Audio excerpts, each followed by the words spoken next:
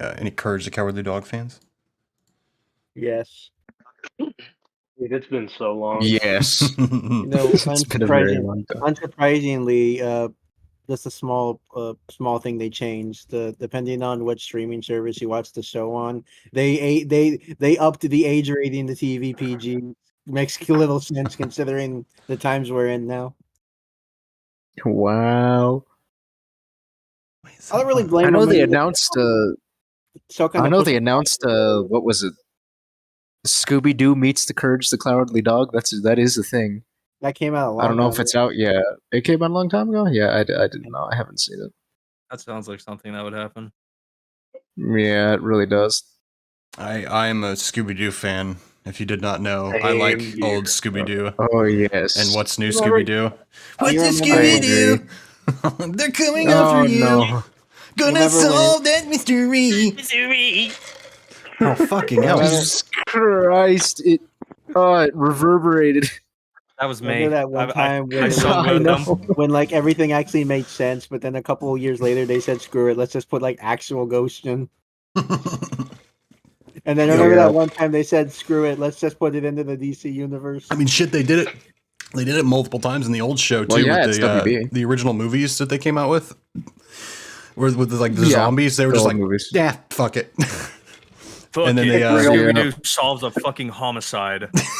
Zombie Island is still like my favorite freaking Zombie Island, Scooby-Doo and then movie, there was period. Cyberspace was another one. Oh, where they were just like, Cyberspace was a good Fuck one. the rules. There's an There's no alien rules. one. Yeah, the alien one, yeah. And then the alien one. Yep, the alien invasion. Mhm. Ugh. They were all good ones. Okay.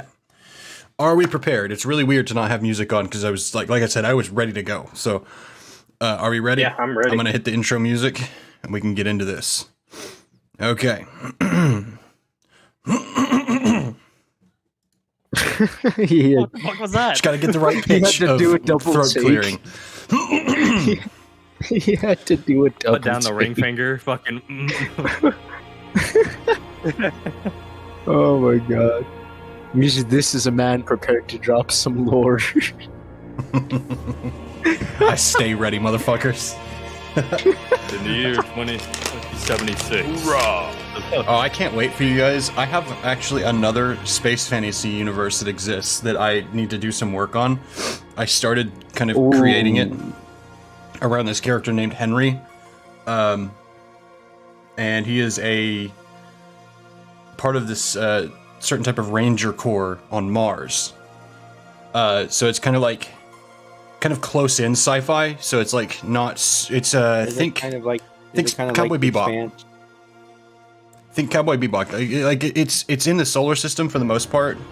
There's a little there's some world building to be done to find out how far we've gone outside of our solar system in terms of that universe. But we'll play around with that for a while. I bring that up because this music has kind of that vibe of that universe. Ah. Yeah. Oh, I actually wanted to tell you yours. I have informed our mutual friend of your interest in learning their language. Oh, I have been for a while. I just haven't done it. I believe she is now waiting. Well, privyet, everyone. Oh, here we go. I remember I made a joke with Bono about that one time. She's like, "Well, why?" And I said, "Just in case the worst scenario comes." Just in case the worst scenario. Wow, don't be that guy. Okay, Pajalista, put your hands together. We shall do the intro. So, Gesundheit. Gesundheit. Spasiba. So the party arrived in the city of Greenwood and has been here for a few days now, enjoying a bit of relaxation. First day, a bit of settling in, some dinner, some experimenting with new substances, not drugs. I just realized the wording of that. Some creating a new substance between metal and dragon bone, and experimenting in that, as well as for the life of me today, I cannot remember what it is. There was something you worked on, Revian's armor. You worked on Revian's armor to make it more flexible while it had turned to steel when he activated the inscription on it, the glyph. on the second day. I'm no longer clumsy. Yes, that is correct. No longer has the clumsy tag on his armor.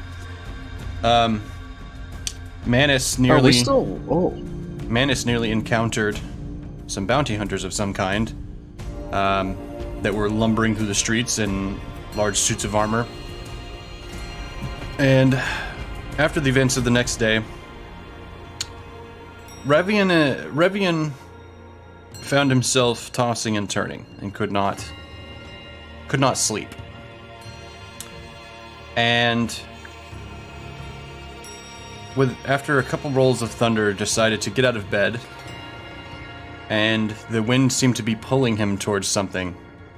So he woke Jug, his oldest friend, and they went on a little adventure across the city of Greenwood in the middle of the night. And coming into one of the northern parts of the city, they came upon a statue of which that the wind was pulling Revian to. And he met someone that I don't think anybody was expecting to encounter ever, necessarily. Well, not anytime recently. Anytime soon. Yeah, when someone's expecting to meet God, it's never good. So, Or a god. A god. Yeah. hey God, A god.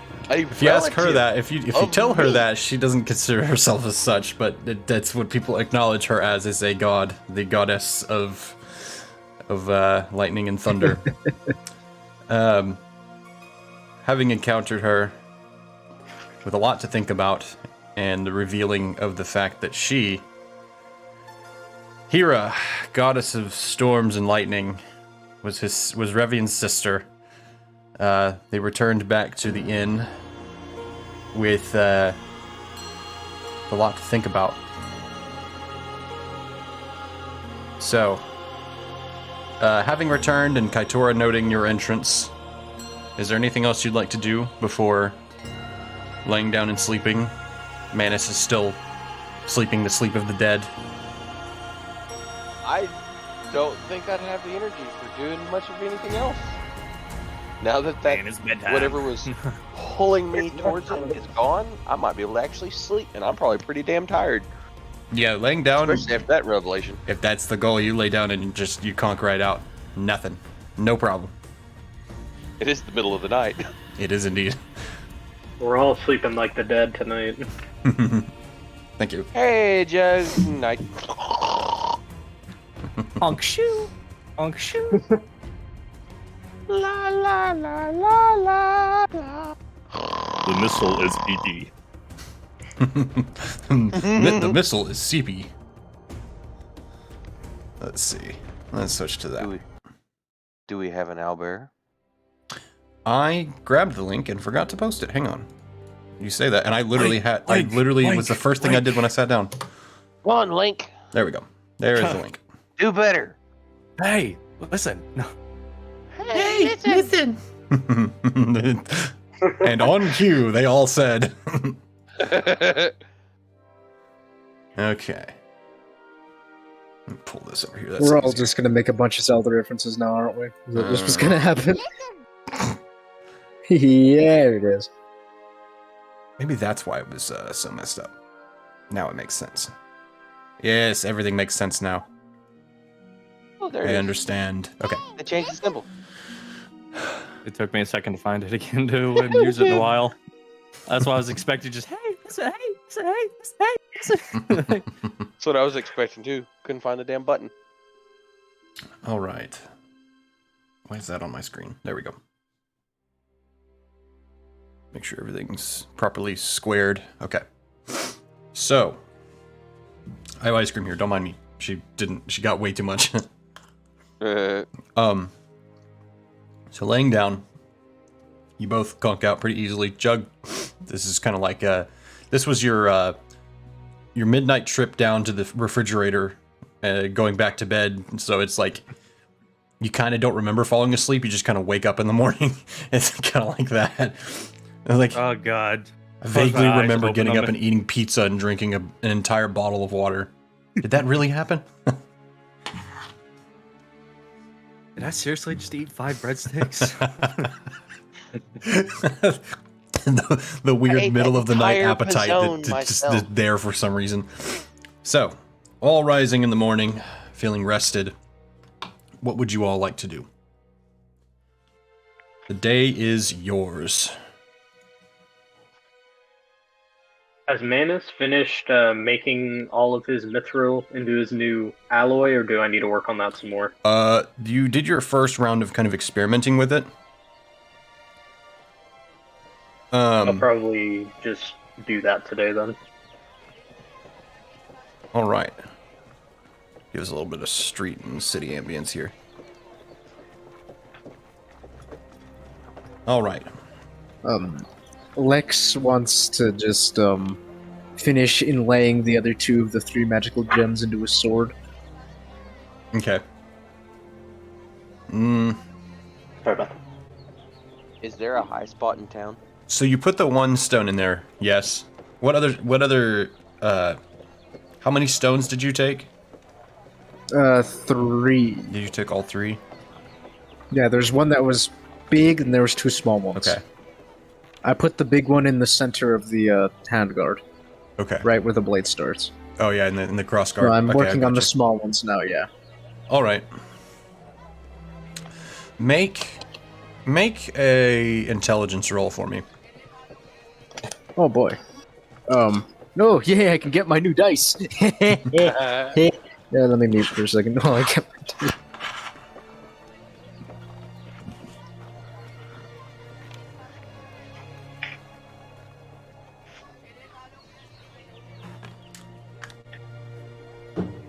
Forgot to grab the little booklet. That's the only thing I forgot. Let's flip this open. The little black book. The little black book, which this isn't the black book. The black book, honestly, now is mostly in here.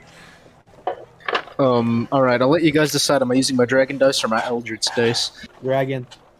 Dragon. I was about to say I used dragon last Do you time. trust Yep, that okay, Eldritch it's die, universal. considering you just killed an Eldritch being a few weeks ago? It literally is an eldritch eyeball. That's what it's made to look Exactly. like. I'll Exactly. say dragon too, I guess. I was gonna Alright. say Eldritch and then just 3 so You Dragon. dragons. also killed the dragon, Weakness? but that there's a lot of Okay, differences so there.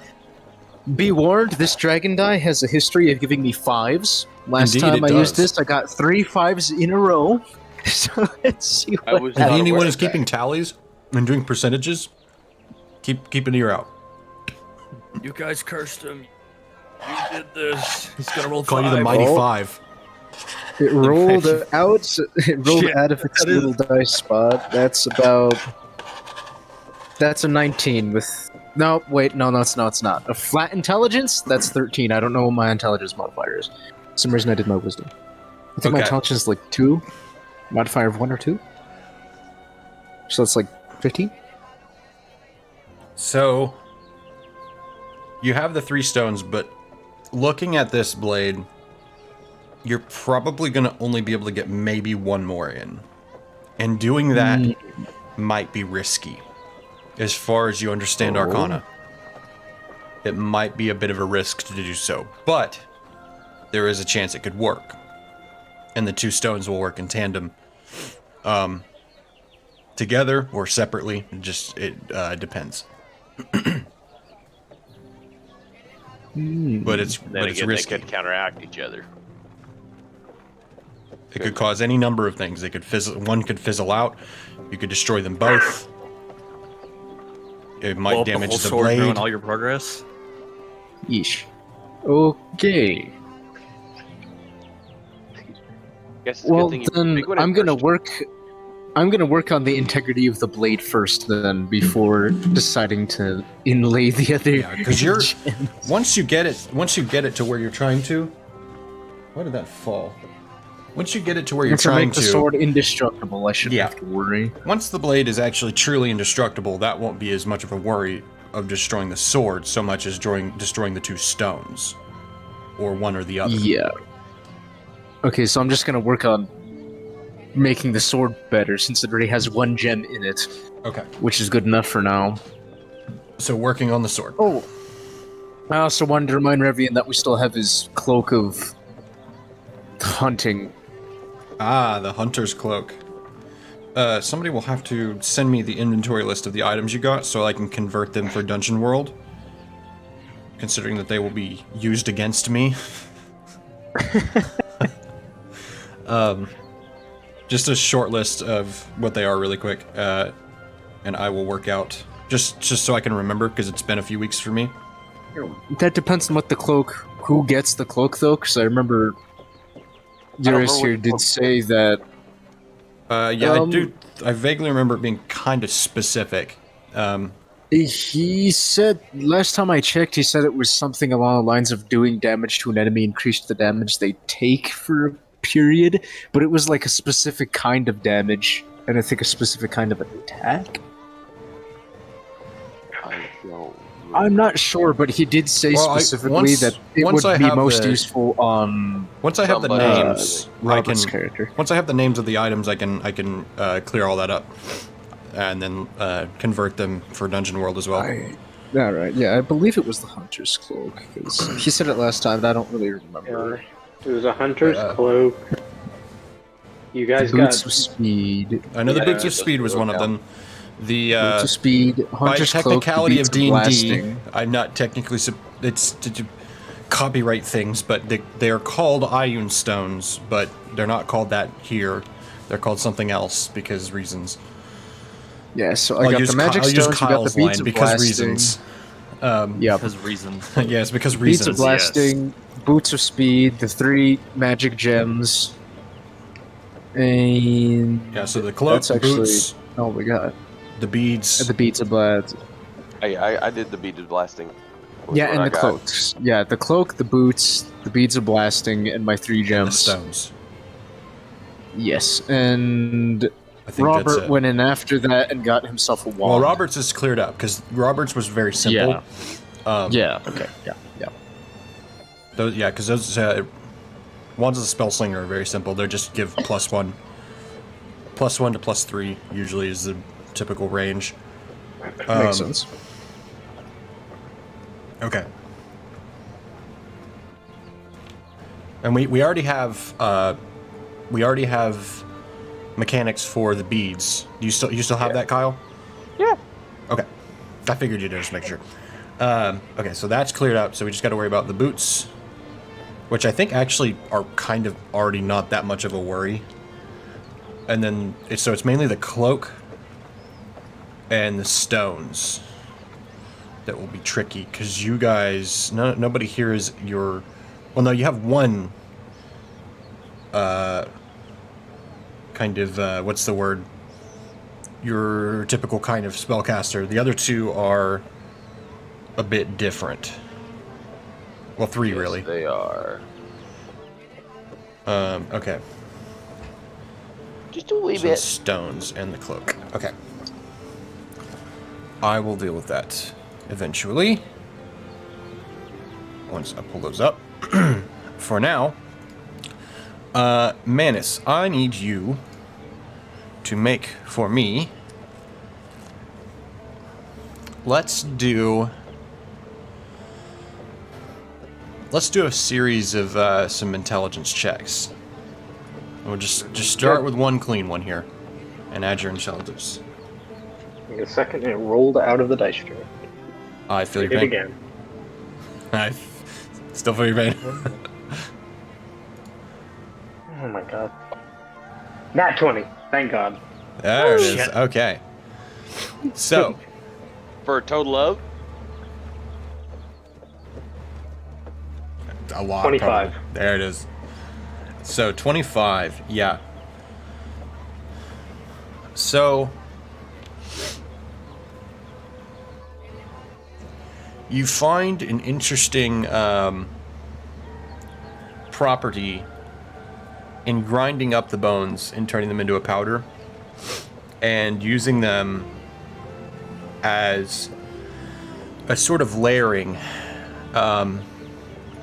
as you heat, hammer, and fold over, and use that in between the layers after you fold I almost said steel, but it is kind of sort of steel, but the mithril.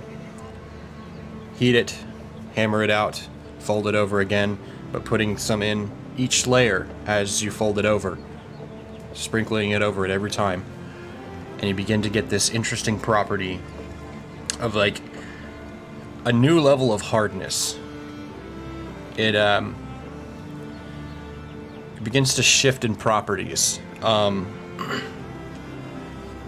it does truly begin to lean towards that feel of dragon scale. Of people always talk about like how taking a sword against a dragon is useless. It's like, you know, trying to bash a wall of steel. It begins to take on that property. Very, very hard substance. The only thing that you don't know so far is how brittle it will be. That will be the next sort of thing for you to figure out. So go ahead and make another intelligence roll.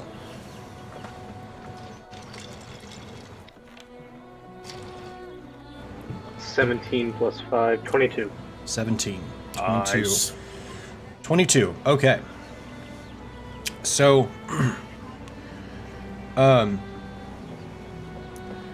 taking it and trying to stress the metal and see what happens by hardening it and experimenting with it and quenching it at various temperatures and a various number of times, you start to find that like heated too much and quenched too many times, it does become brittle. It seems to be it likes to be quenched at lower temperatures. It doesn't like high temperature. So let's do, before you roll, I have more, but let's do one more intelligence roll. But before that, now it becomes finding the sweet spot for all of the different pieces to fit together.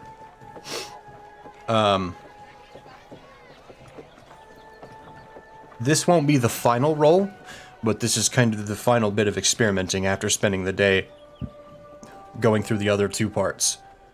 At the end of the day, you begin to find yourself looking for the middle ground of where the metal will hold itself together, be strong, rigid, hard, but not brittle. So let's make 19 plus 5, so 24. 24. So Good to know. Yes. Nice. you begin to nestle into a strong middle ground. You're not certain yet. You're not quite there yet, but you're finding it. You're narrowing in. You have no failures so far. So tomorrow will be more of kind of seeing how far to the walls on either side you can bump, how much room you have to wiggle through, and how specific you have to be. So very, very well. Very, very good day of experimenting in the forge at real steel. Okay. Is there anything else anyone else would like to do on this wonderful day here in Greenwood? Man, if only Manus knew Umbra, because Umbra came from a family of dragon hunters, he'd probably know so much things for him to do. I was thinking of him just meditating up on a tall spot in town where there would be plenty of wind, just to think about revelations from the night before. Okay. In town or out of town? That's what I was trying to say. If there was a big, tall location close by, preferably out of town. Yeah, there'd be plenty of hills and stuff out of town that you could find. It takes a while. That's one of those that you'd have to start the walk in the morning, and it would take you an hour or so, maybe a little longer to get out of the city, because there's more city beyond the walls. Yeah. More than what you see within. So, which direction do you head? I guess is you have kind of three choices basically. Oh,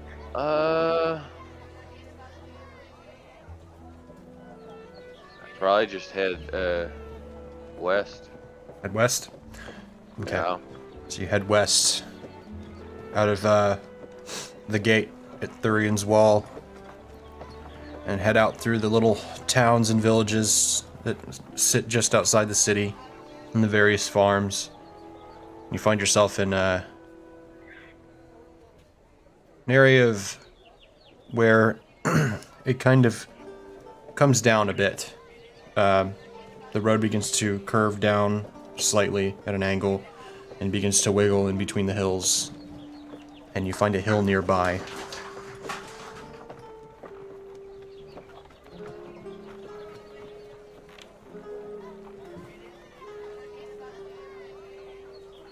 Hang on, I don't know what that noise was. It's a weird noise.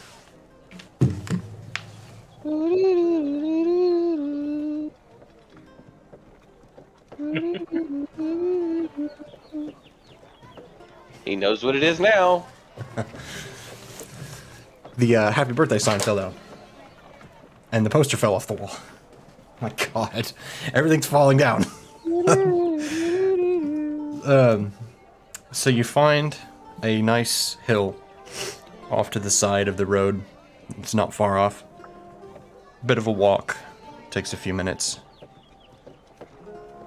And it's a nice tranquil place where the breeze catches you coming down from the north.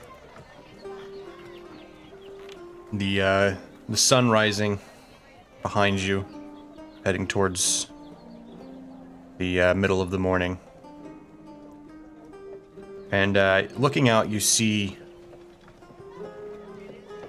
pretty sure the reason why they call this place Greenfell. Just endless rolling carpet of green rolled out before you. Rolling hills and plains in every direction. And further on to the west, you see the early startings of forests and things. And it is, it's quite the sight. It's a very pretty place.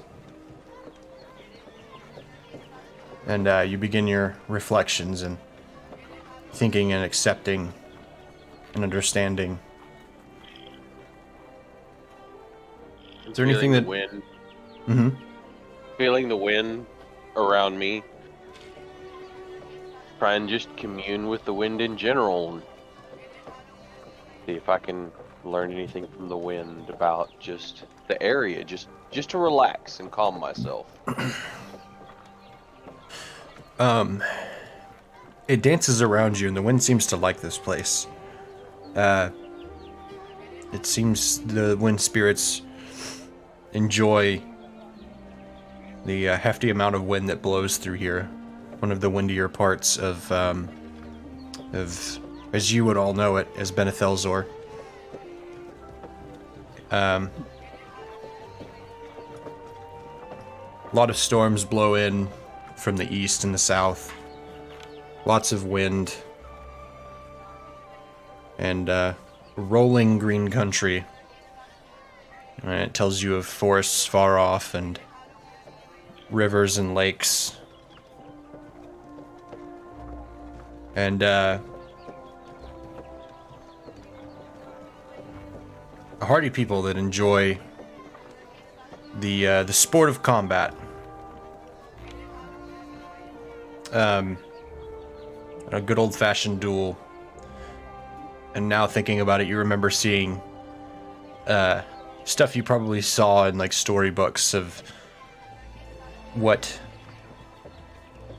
the stories would tell about knights on horses that would carry lances, and they would joust, and they would have sword competitions and full suits of armor, and just all the old stories that you would read about from some far off place. And now, kind of thinking about it, you remember seeing a couple of those arenas walking your way out of the city, and it kind of comes together that this is kind of that place. This is what a lot of those stories talked about. This is it. This is Greenfell. This is what those stories tell about. It's this place here. I'd probably spend another hour relaxing before I head back into the city, and I'd probably, after hearing about that, drop by one of the arenas just to have a look at the building. Passing by one, it's not occupied at the moment, but it's you have to think from the perspective of an elf that's never ever seen anything like this in person. The elves don't really do combat sport. It's not really their thing. It's quite a sight. There's different pieces of wood posts set up in different positions throughout to change for various whatever sports that they're doing, whatever it is that's taking place. Right now you see where there's a post set on one end and the other, and one long taut rope between them from one end to the other, and there's flags all along it for the, you assume for the riders to be able to see it through their thick metal helms that have low visibility. While jousting. Mm-hmm. And you see stands on either side. And at one end you see a big box. It's still stands, but it's more of like a big square section, kind of offset from everything else. And a few nicer looking chairs set there. You assume for some high profile character of some sort, if they arrived and chose to watch, or various. Does it look like there's anybody that might work there or know what's going on about it nearby? Yeah, you see like a middle-aged guy kind of sweeping out the stands and kind of finishing up. And he sets the broom down, and he looks like he's headed towards the middle of the arena for something else as you approach to talk to him. Sir, I have a couple questions for you if you don't mind. Oh, hello. What kind of questions? I was wondering when the next time the arena was going to be active was. Oh, let me think. I think Lord Carrot said it would be 2 days, a day or two, something like that. Not long. Is it just jousting or is it? Oh, there's all combat? kinds of sports. I don't know what they're going to be doing, but sometimes they do multiple things in one day. But sometimes it's one sport. It just depends on who the people are that have signed up to be a part of the competition. Is there a fee to sign up? Well, it depends. The jousting, there's no fee, but you have to be a knight of the realm, unfortunately, which is a little harder these days. They, I dare not speak a bad word about our lovely, lovely queen up in the castle. But for the duels, the duels of the blade, that is a bit of gold to enter. It goes towards a prize pool that is to be won at the end of the day. So the bigger the entrances, the bigger the prize. Is there a cutoff time to sign up?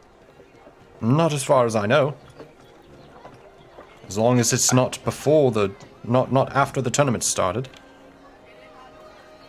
I thank you very much for your information, sir. You're welcome. Have a You good looking day. to sign up? I was thinking about it. And I have a couple friends that might be interested in as well. Well, I look forward to seeing you compete. Good luck, sir. Thank you.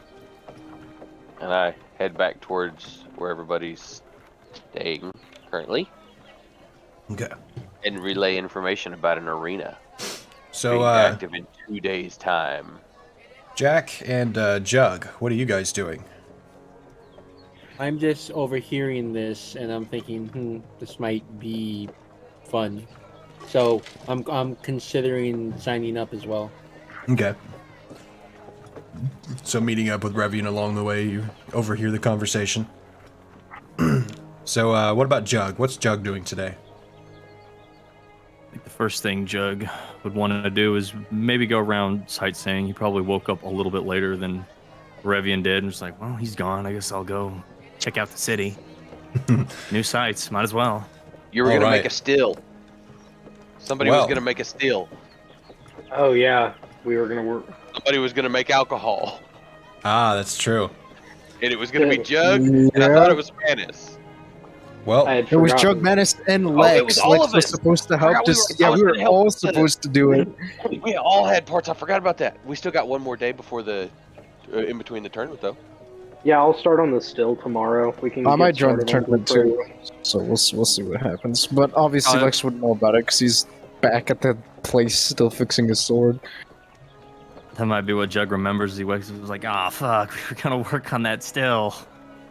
I had a bit of a revelation I'll go. the night before, though. Yeah, I'll go sightseeing. so going sightseeing, What's up? you you wander through the city and asking around by a couple of locals that seem to know the layout of the city and what might be worth seeing. They tell you, well, it seems the thing that people go to the most when they come through the city is they go see the statue of Athalitis, the Omen. The Omen. The Omen, yes.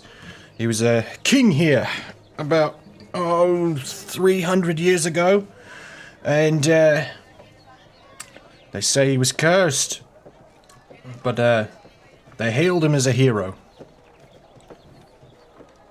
I don't know the history very well. It's beyond me, but it's a pretty cool statue. They say if you touch it, it zaps you. They say it's the remainder of the curse, and the statue also is his wife, the queen, Joanne Oriel. At least that was her name taken from him, but they kind of forgot about the old last name and started calling him the Omen.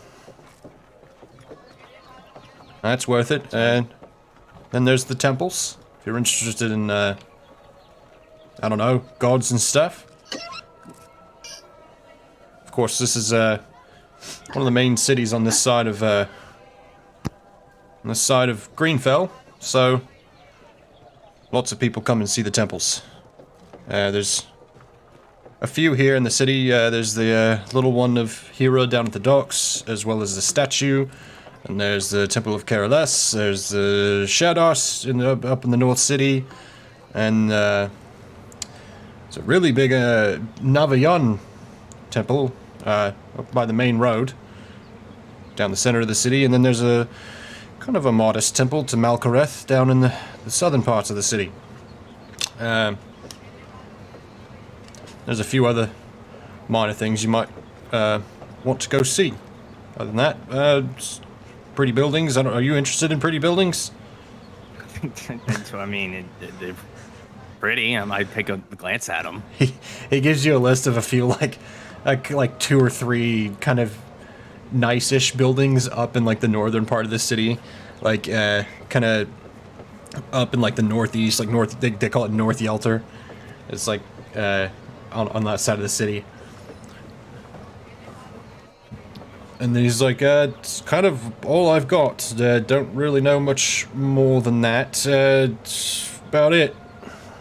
Oh, sounds interesting. Thank you for telling me these locations. Yeah, no problem.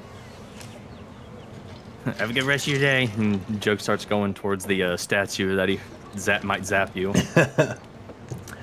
So, you arrive at the statue, and it's at like the base of the land bridge. It's an area that's called East Ked, and it's a statue kind of at the base of the bridge, but off to kind of like the left side of it. And then you see a statue of it definitely looks old. You know, the 300 years, it definitely has worn on it a bit. But you see a guy there who's got this kind of round, kind of simple helmet with like a nasal that goes down the middle, and it's got like a couple of wings that come off the side. They're not super ornamental. They're just, or like not super detailed, just some kind of like shapes. And then he's got like kind of a round shield and like an arming sword that he's, you know, the typical, like he's holding the shield and the sword and he's just standing broad, and the statue right next to him on the right, to your left, is a woman in a dress, very simple statue of who you assume to be Joanne Oriel, the queen at the time. And they really played up his statue compared to his wife's. Yeah, well, they say. The old man wanders up next to you at the you talking to yourself. Well, they say old Joanne was. She was a real power back in those days. They say Athelardus had lost his mind. They say he went crazy and he started talking to himself. Couldn't do anything for himself. He pissed himself constantly. They say he'd have nightmares all the time. I don't know what that was all about, but that's what some of the old storybooks say. It sounds like it's something to do with the curse. Lots of people say it was cursed. Is the curse zapped lingering on the statue part too? Do people come through here just touching it? Oh, yeah, the statue's zapping people. Well, there seems to be some sort of, that's, he like starts chuckling to himself. That's a tourist attraction. There's a, arcane stone in the middle of the statue. They did that on purpose. Go on, give it a touch. You touch it, it gives you like a little static. There's like a little static pop as you touch it. It's a pretty powerful one. It's pretty like jarring, but it gives you a little static shock. Normal people touch this? all the time. It's it's a tourist attraction. Lots of people like to see it.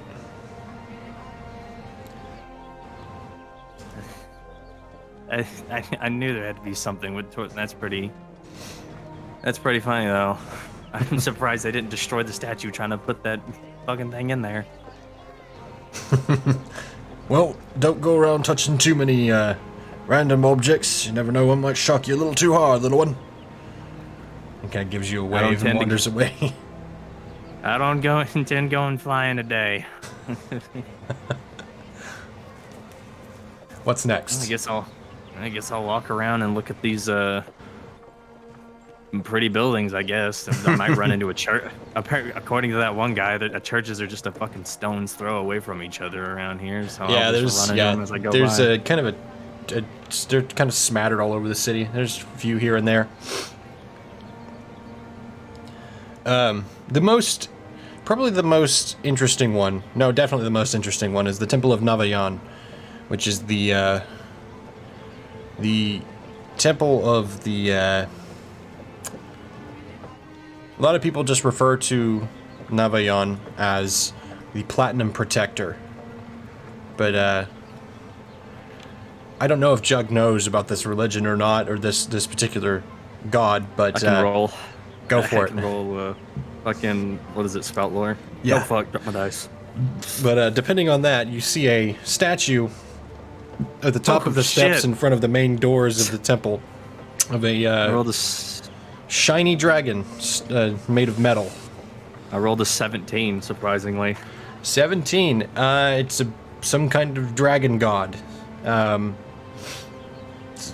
it's called Navayan. They call it the Platinum Protector, and it's some kind of metallic dragon god thing. That sounds about like what Chuck would know.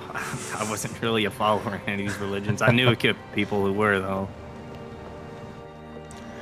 Very hand in hand with sort of a lot of worshippers of Shadar. Not quite the same, but similar. I'll roll spout lore on that. That's a 7. Nope. Shadar, probably not related to anybody important. No idea. No idea. Some kind of goddess or god of some kind that you don't know much about. Spear and shield, I know a cooler one. Okay. Jug will make his rounds back to the tavern. Probably meet up with Revian then Okay. after looking at some more buildings. Yeah, the other ones, I mean, you've already went to the one of Hira. That's kind of one of those, like, I almost imagine Jug, like, kind of, like, jogging through the city, like pat, pat, pat, pat, pat, pat, and he, like, jumps and, like, touches, like, does one of these, touches a statue, and then keeps running. Just kind of continues on. Touches every single statue in the town, just to see if they'll shock him as he goes by. The Temple of Malkareth is a little creepy, if he ends up going there. The one of Careless is, it's down past the south gate. It's in the little farming area just to the south of the city. It's still technically within the walls, but it's one wall over. And it's pretty interesting. It's very calm and peaceful and breezy, and you almost feel like, even though Careless is the goddess of, like, anything green and trees and growing and nature and animals, you get in there, you get this vibe of, like, kind of Revian-ish, but not quite. I feel like he would subscribe to this if he wasn't. I feel like Revian might enjoy this. Maybe even Lex, being kind of nature connected himself. Lex could vibe with this. The Shadar Temple it's lots of dudes in armor, and you don't know anything about anything. It's just kind of a bunch of dudes in armor in a temple, and you're just kind of like, yeah. This is a heavily guarded church. What the fuck? It's like the Pope going into some kind of, like, temple to some, like a Buddhist temple. It's just like, yeah, this is a place where things happen. This is different. This is a something. Crusading church. That's what this is. So A place where things the one that really gives you some, I don't want to say bad vibes, because it's not bad vibes, it's just like it creeps you out, is the Temple of Malkareth. I rolled another 17 on that one. So Malkareth isn't, a lot of people know about Malkareth. This is one that, like, you'll know a little more than you would about the others. He's specifically not referred to as the god of death, but he is called the god of the underworld. He is known for ferrying and protecting souls, making sure they reach their destinations as they are supposed to. And he kind of lords over this. In a lot of the old storybooks and stuff of, like, basic religion that people would know, is he lords over the city of Dara as well, which is essentially where most people go when they die. It's where the gods reside. And that is his domain. It's actually kind of peaceful. Who want to go to die alone? It's just kind of like it gives it's creepy in that you enter and it's like it's somber, pale people in black robes, and people, normal people that are there are quite sad and praying quietly. It is as you say, it's kind of a somber vibe, but also, as I said, it's a little creepy. It's a little creepy in here. A lot of dark things and dim lit candles and not great lighting. It's that kind of thing. A lot of obsidian color.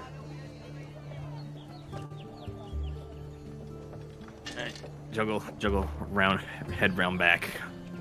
I think I've sightseen enough. Let me get out of the dark golf church. I've gotten. That you made your round. Would Manus be getting back around that time as well, or would he still be this would be, here? you'd all be arriving probably at one place or another at the same time. Cool. Lex having worked on his sword, Manus working on the metal, kind of the end of the day, later into the evening. And the sun, it's kind of later in the year, so the sun has started to set a bit earlier, but we're not in the time like we are right now. It's more setting, around 6 in the evening. You all gather together. Revian and Jack walk up, and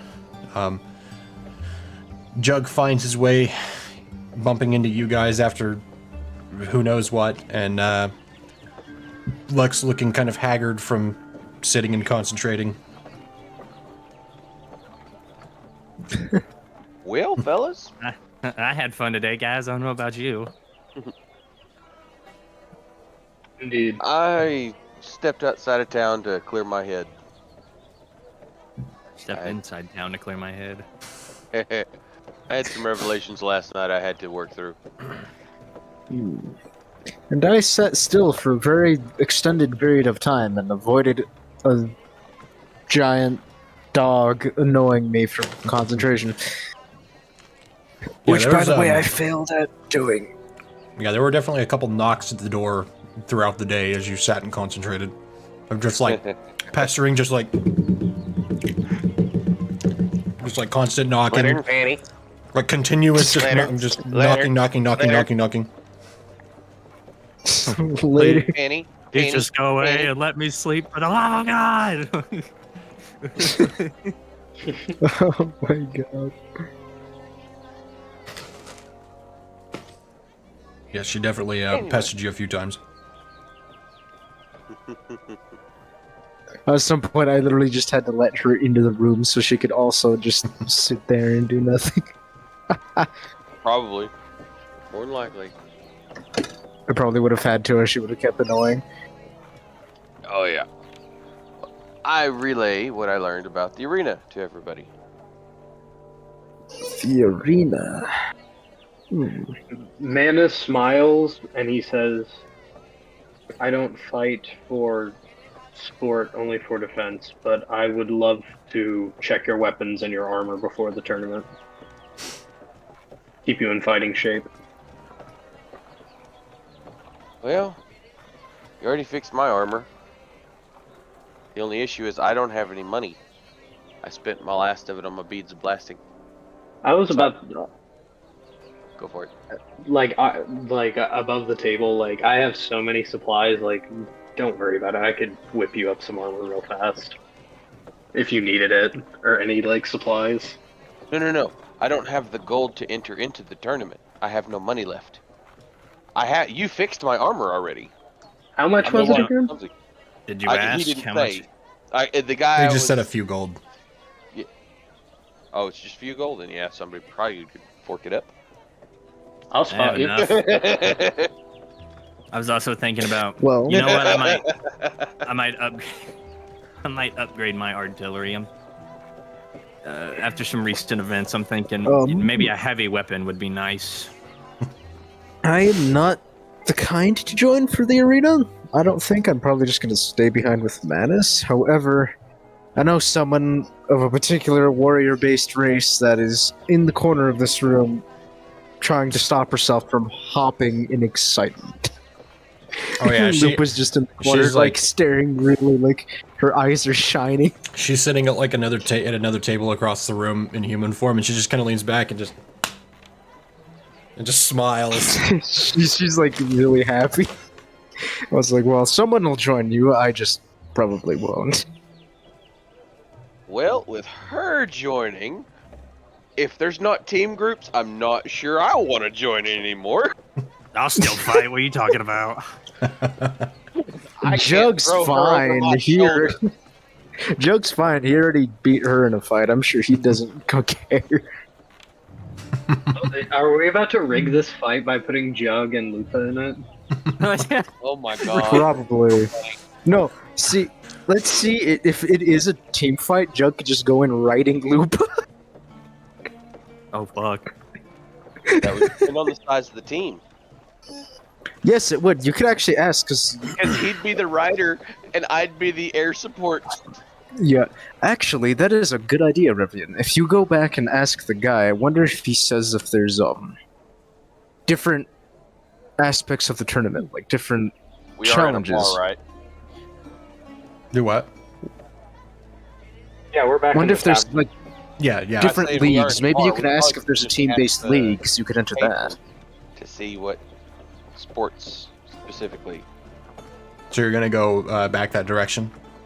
Well, I was gonna say, it's a popular arena. It's probably the patron of the bar we're in would know the answer to that question if there was group sports or not. Wouldn't they? Probably. That depends. Depends. We can go back. We can make a trip back there and ask. It'll be worth it enough. Yeah, I was about to say if we're cool with it, we can all go like as a group. That would Go let check us out the let arena. whoever wants to sign up. Yeah. Well, I'm going to send Lupa with you because I have to stay and work on the sword. Actually, insert fourth wall break. Yes, DM. What is my sword's condition at the moment? Because if it's what I think it is, I might be able to send somebody with it to test it. If they're allowed to take a weapon into the arena. Well, like I said before, it's definitely not going to break to anything normal. It would be a freak accident if it did. You would be questioning many things of reality if it broke right now. The question really more leans towards like, is it done or is it not? It's not quite, but you're getting close. It's you've been making a lot of good progress in some of the lulls, but it's been a little hectic lately. But spending the day, this is the first really good, solid, full day that you've spent working on it in a while, and you're feeling the kind of end of the enchantment and the restructuring of it nearing. Oh, this gives me an idea. Hey, Manus, since we're not joining this, you think we could use them as guinea pigs for our equipment, if they're allowed to take said equipment? Oh, I figured I was gonna like work on their stuff before they went in. Anyhow, I was gonna ask Revian if he wanted me to like make sure his sword was like sharpened, since it's like special like magic weapon and all that. Yeah. And So I you know need and someone- Jug, Oh, go ahead. and I know Jug said he was thinking about just getting a weapon in general, so I figured I could try and smith one up tomorrow and whatever. then like before the tournament.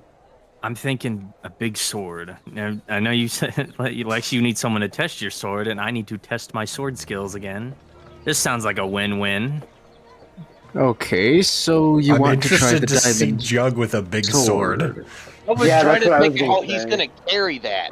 I have an Drag idea. it. I'm sure he's more than Cloud capable of style. carrying the diamond sword. The problem is if he could... It would be cumbersome to, like, holster for him. I was going to say, If- I have an idea if we're going that route, but I'll hold my tongue for now. If Jug is gonna wield the diamond sword, Manus will build him an apparatus to carry it and like sheath it and unsheath it easily. You put it on his back, it would just have to be at a really long angle. No. Just depends And on if he who's Have to using what have it and when. horizontal to the ground. If he likes it, I may be able to try to make another sword similar. I doubt I'm going to find the diamond again, but I might be able to make him a similar weapon if this succeeds, kind of like as a reward for testing it for me. You could just can pull make a it- chunk of dime out of the ground and make it sword shaped, and I would probably be able to use it well. You can make a diamond about a edge and I could club? put it on a normal sword.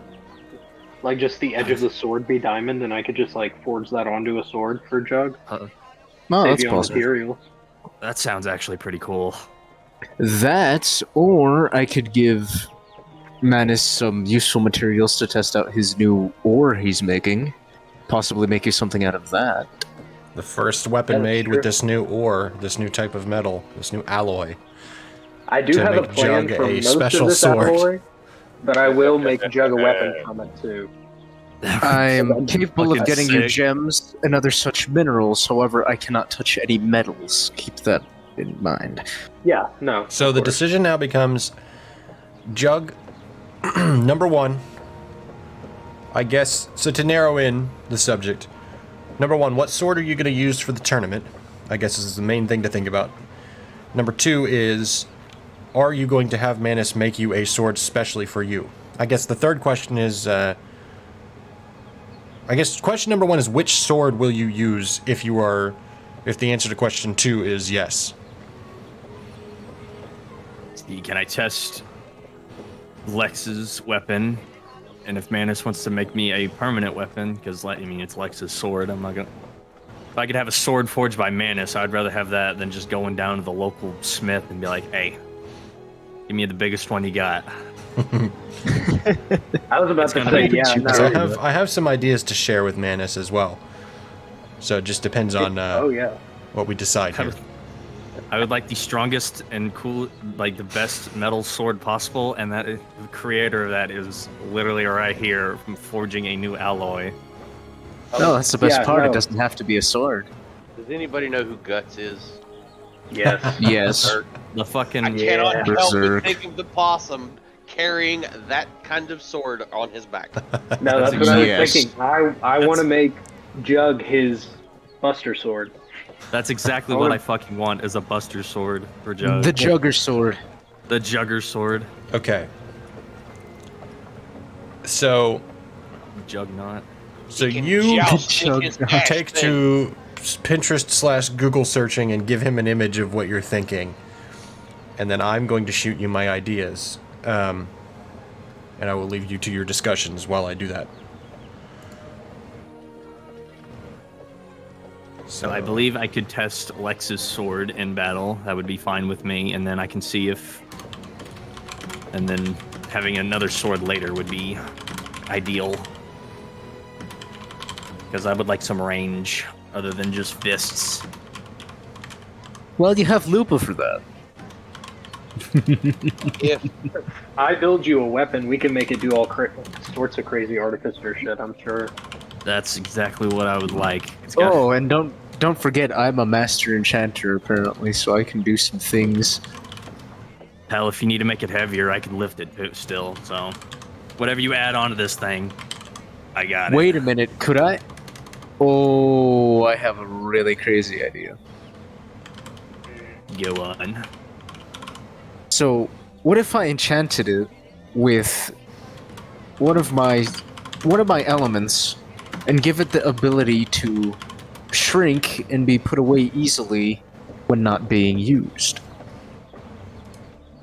That could work. You can make a normal size, like a knife-sized sheath for it, and then I pull it out, and then it just go gadget enlarges. That'd be fucking awesome. Or it could, if you could possibly enchant it into turning into, say, a ring or a bracelet or a necklace. My idea was more or less just a small gem he could carry. But yes, that works. However, I would It's up to probably y'all. need to... It's To up get to it to work y'all. properly, I would probably have to inlay a gem into the sword, and then enchant the gem so that the gem would hold the sword within said gem until he needed it, then the gem would release the sword. Could you prepare the gem and a casing for the gem that was not made of metal so that he could put it into the sword as he's making it and it would auto enchant it so you didn't have to touch metal? Yes, however, that depends on what element that I would be using that would be capable of this. So, I can just choose not to use an element because I can use earth, which is how I would get the gem to begin with. I can make it elementless, or I can maybe add an element in there to maybe help with something. Depending on the element that he requests of the things that I'm incapable of using. So, Jug, I'm thinking a collapsible design. What kind of sword design are you thinking besides just big? Like, what kind of shape of blade? What Tell you kind right of, now, like, Your edge? best resource is going to be Pinterest. If you want to find this out, I would hit the Pinterest and just fucking whatever the Buster Sword, and just go down that whatever road you're going to go I down. swear, if he... Wait a minute, so There's a you're lot of thinking... good shit. You're thinking the sword from Dishonored, aren't you? But a lot bigger. Thinking of, I don't know what I'm thinking of. Final Fantasy VII? It's either, I don't know if it's going to be like a balisong or if it's going to shoot out or be like... We're just typing like weird swords or something in Pinterest. You'll get you'll get a lot of weird results. Let's see.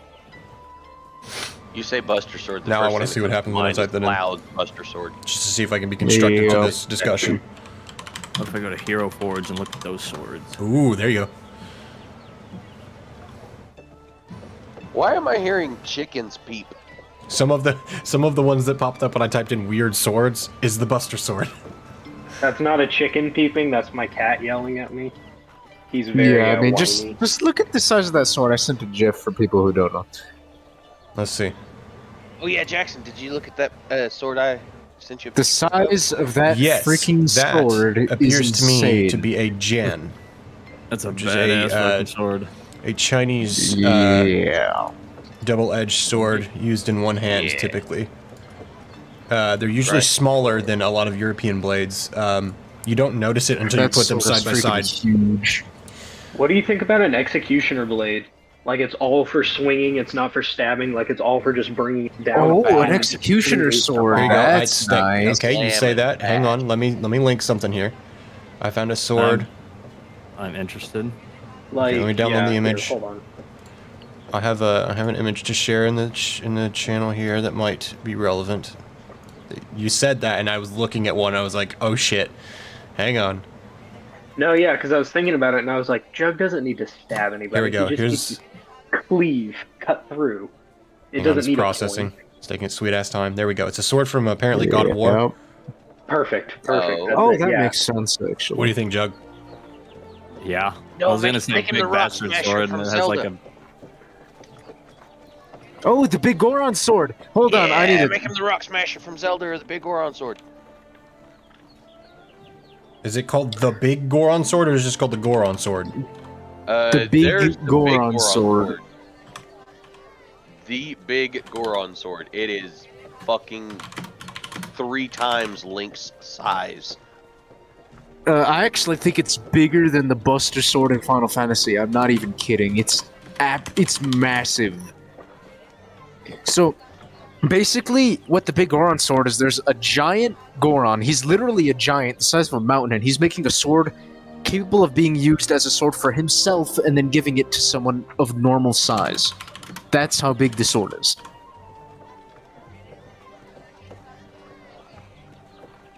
Hold on, I could probably find it. Sorry, I jumped out for a sec. My phone closed the app. I'm good now, though. So, Oh what are we shit! deciding Wow. on? That is quite massive. We're talking about the Big Goron Sword as like an alternate option Okay, for cool. sort of design. Fucking hell. That's Curious. have you pulled it up? Do you know of which they speak? I can post an image if need be. I found an image, but it won't let me freaking post it. For some reason. But yeah, that sword is... The biggest sword I've seen in a video game is that sword. I'll give so- another Oh, image. cool. Hang on. Yep. I'll give another image to give a size reference as well, and not just the look. It's actually called the Boulder Breaker. Is this sword I was thinking of? The Boulder Breaker. Copy the image. Let's see. Oh, fucking hell. The Boulder Breaker. Yep, that's about the size as the big Goron sword too. It's the same concept. It's made by the same people too. Except that one's literally made to be a dirtier. hammer. That is considered a hammer too. That's not even a sword. Well, what do you think, Jug? Which are you leaning towards? Which sort of design are you the thinking? big Goron sword is my favorite. You've got an array of... I can imagine him running around with a Boulder Breaker. That's just funny. But you've got an array of your typical Buster, really fat and wide Buster, not Buster, fucking Executioner. You got the Big Oron. You got the Boulder Breaker. I found a... Hang on, I'm looking on Hero Forge too. I think I just found a really neat fucking sword. There See you what you go. got. Great reference for the sword if anyone wanted to see it. Here's a whole slew of swords to choose from, sir. I know. Plus on here, hang on. I'm like Oh, no. customizing this real fucking quick with the mannequin ass thing. That. The second There you one go. is Gut Sword. Yep, Yeah. that's the second one. Is Gut Yeah. Sword. That's the one I was originally thinking when you said when we were talking big swords. Who needs a cross guard when the whole sword is a cross guard? Eh. Exactly. That's exactly what that sword is. Who needs edge catching when it will miss your hands entirely? They're never gonna get close enough to get anywhere near swinging towards your hands. But Exactly. hey, look, every one of those except for the last one is very large. It's like what happens when you hold a sword and you have the cross guard. At this angle, you get this sort of blocking that happens depending on what stance you take, which is why cross guards are so fucking loved in fencing. But the fact that sword is so wide, you don't need that because it just will go past your hands. Whatever you do will just swing and will go past your hands. Yep. Even if they get close enough. This fan art looks glorious, but the sword is too thin. Because like even if you bind and go into blade winding and trying to hit each other and looking for a hit, you still can't get to the hands because the blade's too fucking wide. Wait, funny. no way. Wait a minute. Somebody actually made the sword in real life. No So there's way. a- Someone oh, shit. actually. Yes. Wow, that's huge. That thing is massive. Then they made it real to size. It's supposed to be that big. The thing is a massive sword. Oh yeah. Well, what do you think, Colton? Hang on, let me throw in my 2 cents. I would like to see. He's been in Hero Forge. Yeah, I know. I was just seeing if he'd found come to a this. conclusion yet. Ah, Found this one. okay. Kind of a Oh, mixture yeah. of the two Hey. two executioner Oh. styles. Rockbreaker. Nice. Nice. It's got the Lex enchantments, and I didn't know what color the new material is. I was thinking like it was gonna still have a like silver steel quality, but it was gonna be a lot like darker because of the bone meal. I didn't know what color the bones were. I didn't know if they I had thought metallic because- or anything. I I figure thought that you're because working on dragon it it would will. have a greenish hue. I figure because of the magical property of dragons and the fact that you're heating and tempering and working with it, I figure it would turn darker, look like a really dark iron, maybe. Yeah, that's what I was thinking. Maybe a darker. You know the rainbow metal. When you heat it. Galvanized. No. Oh, Is that yeah. the right one? Where it No. kinda gives like the rainbow look. You're talking about like tempered metal, not tempered. Yes, fucking, tempered. No, it's not. I know what you're talking about. Like Where you heat, heat up like the it looks metal like heat treated metal And it changes essentially. color It's like it turns rainbow colors. depending on the temperature. Yeah. That would be one way to say it and keep it unique. If interested. Cool. Yeah. I Well, like if anyone that. needs a sword reference ever, here's like every sword in existence to come out of Zelda Yeah. and their shields. All right, so I guess Madison's gonna sit down and forge a sword these next few days. Do I have enough metal to do it, or do I need to forge some ingots first? I forget how much weight of mithril did you have? Because we also have to keep in mind you were making armor with the mithril. Let me see how much I have. Because you had a certain weight of it, but you've used some. I have 5. You have 5. Yeah. And you've been working on the armor, so you, not armor. Wait, was it the armor you were working on with this? I'm trying to remember when you got the mithril. Yes, yeah. I got I Nice. built my chest piece with my mithril. Okay. A couple more in here that are pretty cool. Well, while he's settling on a design. And an element.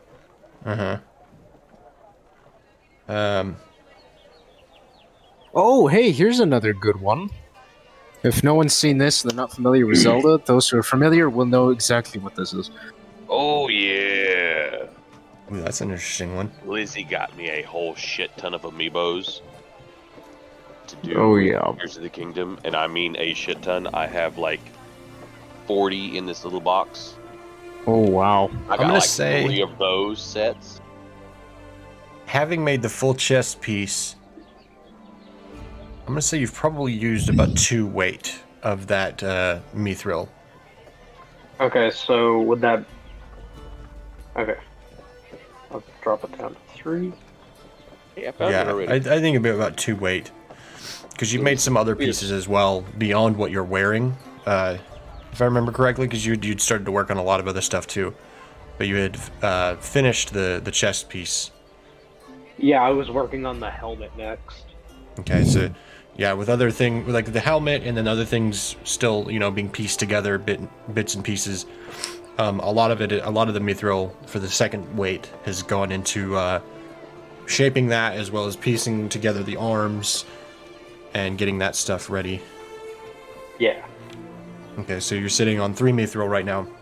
Some of it has gone into working on the Nargaril as well. But until it gets to a more ordinate amount, I'm not going to worry about reducing it yet. Okay. This is a very interesting sword. Oh, the other thing I was going to say about your sword that you sent me, Kyle. It's also very busted. That particular sword, the reason it has a hole in the middle is to reduce weight. That was the other thing I was going to say. Much like how when they put a fuller down the middle of a sword, where it kind of dips in, it's to help reduce the weight. They grind out a bit of the metal, but it keeps the structural rigidity. And then you have what's called blade profile. So what it looks like when you look from the tip of the sword down the blade, what the shape of the blade is, if it's like diamond shaped or if it's got some other. There's a lot of them. There's like I saw a chart that was like 10 or 12 of them. That was different edge profiles. On the tip of my finger, by the way. Or blade profiles. Nice. That's how small that is. Also, Colton, that picture you sent is my favorite design so far. That sword looks sick. Oh yeah, there The you one go. with this, the hole Oh, right in the yeah. fucking middle.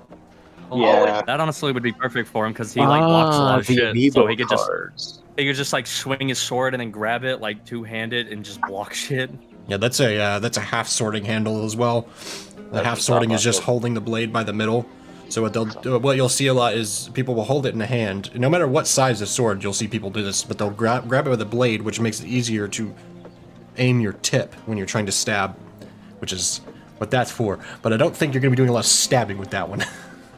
Nope, we'll be no. clubbing. Well, yeah. depending on I'd what the use size of the thing is that you're hitting. I'd let So- somebody stab at me, and then I would just let them, their sword go through the hole, and then just fucking twist it and break their fucking weapon. About how much ore would that take to make a sword like that for Jug? And I would would I say- be able to finish it in time for the tournament? I would say the amount of ore would be a concern, because that might use up a pretty solid chunk of what you've got. You may have a little bit left over, but I'm not gonna use all his ore for a sword. I'd wait. but I can make more. it out of. I can make it out of normal steel if you want, or like I could like make it. I could like work on the steel and make it better steel. Like And then enchant the hell out of it. because you've got plenty of Yeah. dragon bone, you could do that with any steel and experiment and see what you get out of it. But your best result is going to be mithril and the dragon bone, used as a kind of a binder between the layers. I think starting with a regular version of that is the best fitting for Jug, and then later on maybe being like, all right, man, I think I'm ready to upgrade. But mithril help isn't you. unfindable. It's just it's rarer and it's hard to get a hold of. It can be, Huh? but it's not That's for unfindable. later. I figured I'd try to find some in between campaigns, but that's like for discussions for another time. But yeah, we could work on a normal steel version. I could risk myself by trying to force find mithril with my abilities, but I have no idea what that would do to me. Don't do that. No, yeah, I don't want Don't you to risk hurt yourself yourself. for it. Yeah, If we need that would to, have. we Yeah. can You could do it, but that would have, like insane repercussions. That would Don't do probably that. be massive repercussions for me to Don't do that. No, Like, I was thinking if yeah. we can probably go back to the temple and make Yeah, our I way back wanted into to- it. We'll have to I wanted to unbury unearth that. it. I wanted to unearth it anyhow, so yeah, I'd be way down to go back at some point. Considering what I've learned, which I would probably have shared over this talk about what I Yeah. learned last night. So we'll say right now he begins to go into sharing, who his sister is, what she is, and then putting together that the one thing and the other, that these two people are the same person, and then that is also your sister. And she has a weapon from the same location that she is still using that I currently have in my hand.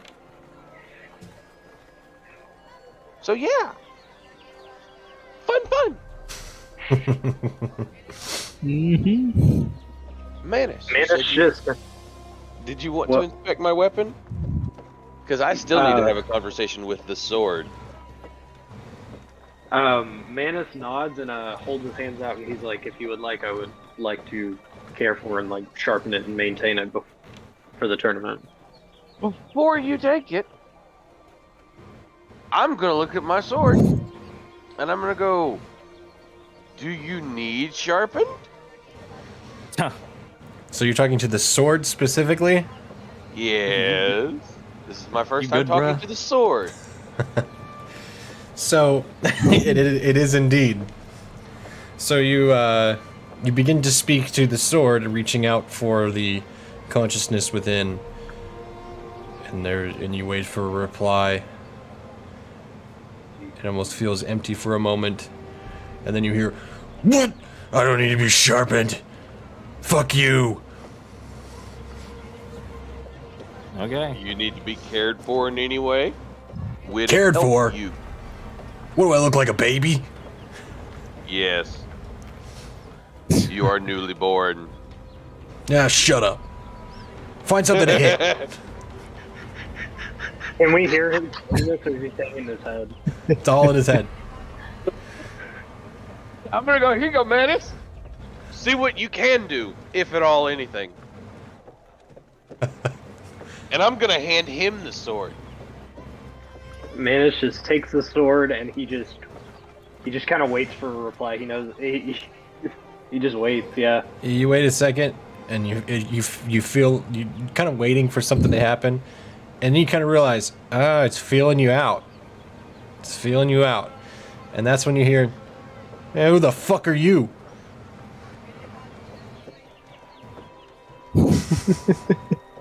Manus just kind of looks at the sword and he just says, "I'm the one that's gonna keep you in one piece." One Piece. Hold the fuck up. Wait, hold on. Keep me in one piece. Who needs to be keeping me in one piece? You better watch your fucking mouth, man. I'll beat your ass. Come on. Let's fucking go. I'll cut you. Let's go. He just keeps going. He doesn't stop. It just goes on and on and on. And it goes on, my friend. Some No, people Manus no, just are tugs. just dude, singing it. don't do that. No. Manus just slowly hands the sword back and he's like, "I think I prefer the staff."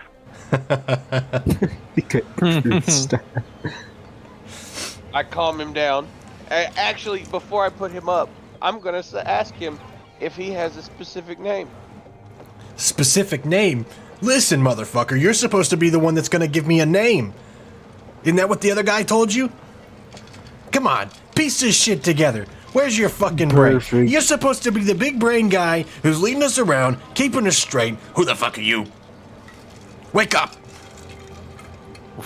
Wake up. Wake up. Very, very bad I temper. know his name. Are you ready for his Asshole. name? What's his name? Kaleidoscope. Kaleidoscope. I was gonna say pissy, but that works too. Manus, as he hands it back, he just says, "If you would like it sharpened before the tournament, just let me know." Considering its location and where it came from, it may not need sharpening. I figured you would like to inspect it and in general just to see if there was anything in there to be done anyway. I would say, like, if you holding the sword to spare Manus, extend the blade towards him, and Manus, you test it with your thumb, running it over the sharp edge. I mean, you could fucking shave with that shit. Yeah, I didn't think it needed sharpening. You could Honestly. wave it, and the breeze off of it would shave your face clean.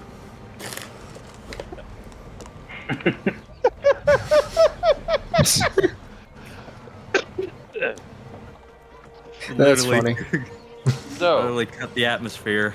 Is Revian gonna need to We wear may be armor good. like for the tournament, or will what he has work? I didn't know if there would be any regulations, like if he I have a would need a fucking breastplate. +3. I have a 3 armor. Sick. Well, there is the Hunter's Cloak. For anybody who can use it. I forget what it does it do. Give me one moment and I will tell you. It was some sort of damage increase or something. I don't remember. I just can't remember if it was just Oh, that like looks base cool as hell. attack, or if it was Oh yeah, like it weapon does. attack. That came out well. Oh, yeah, it looks did. so good. Hunter's I'm so coat. excited. I figured it wouldn't be the Oh, full yeah. size. I figured it'd still be size for him.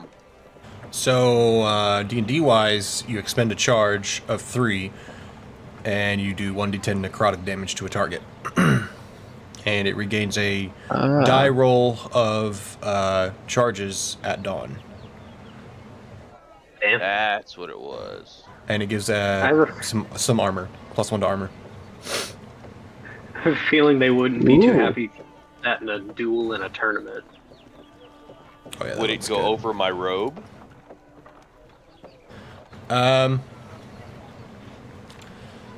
So, kind of reasoning out your items Class. here. And items? Yeah, I was just asking. I you probably might- don't need it. I was just wondering for the tournament type of thing.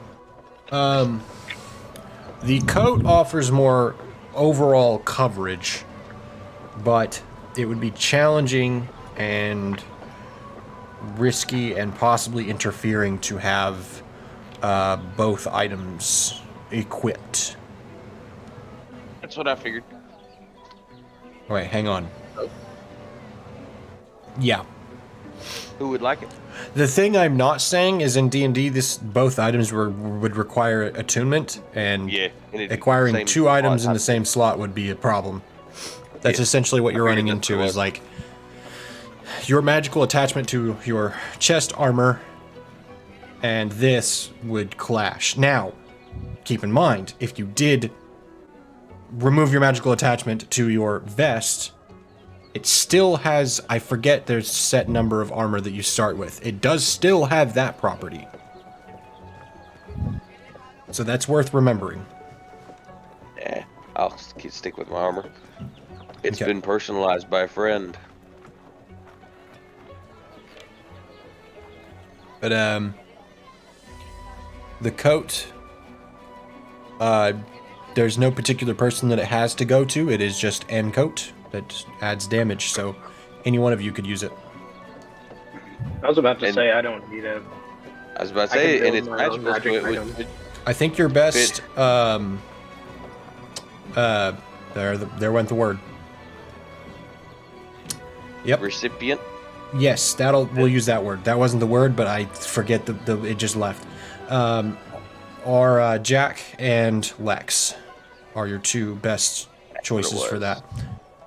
Because I think Lex is missing his something, which I don't know if he's mentioned that yet. So you've got the sword that you're attached to, and then I think that's it. And then Jack, Wait, mentioned what? Magical item for wise, if I'm not mistaken. your special daggers went missing during your conversation the other night. If you remember. You consulted the spirits, and then you realized that you were missing something, and then you came to the conclusion that you were missing your daggers. And then you went and spoke with the hooded figure in the corner. I see. And they are still missing. That's why I had asked to meet them. I forgot Yes. about them. You did forget. Yep. But here we are, new day. Well, New that day, is new a problem. crock of crap. Like Lex just suddenly remembers and gets really pissed. Son of a Mid-conversation. Yeah, Just Lex is remembers just like, ah, Lex just cursing to himself now all of a sudden. Right in the middle of weapon modeling, just like fucking, son of a bitch. Yeah, you guys are just like mid-conversation, then Lex just starts cursing. just like, ah, crap. Son of And Kaitora just kind of like looks at you. And she goes, "Are you feeling okay?" You good? To be fair, I don't really know how I'm feeling right now. Should I be worried? Yes. For you or from you? Let's just say the thing that I just realized that I don't have at the moment might potentially cause problems for us if someone not with us comes across it.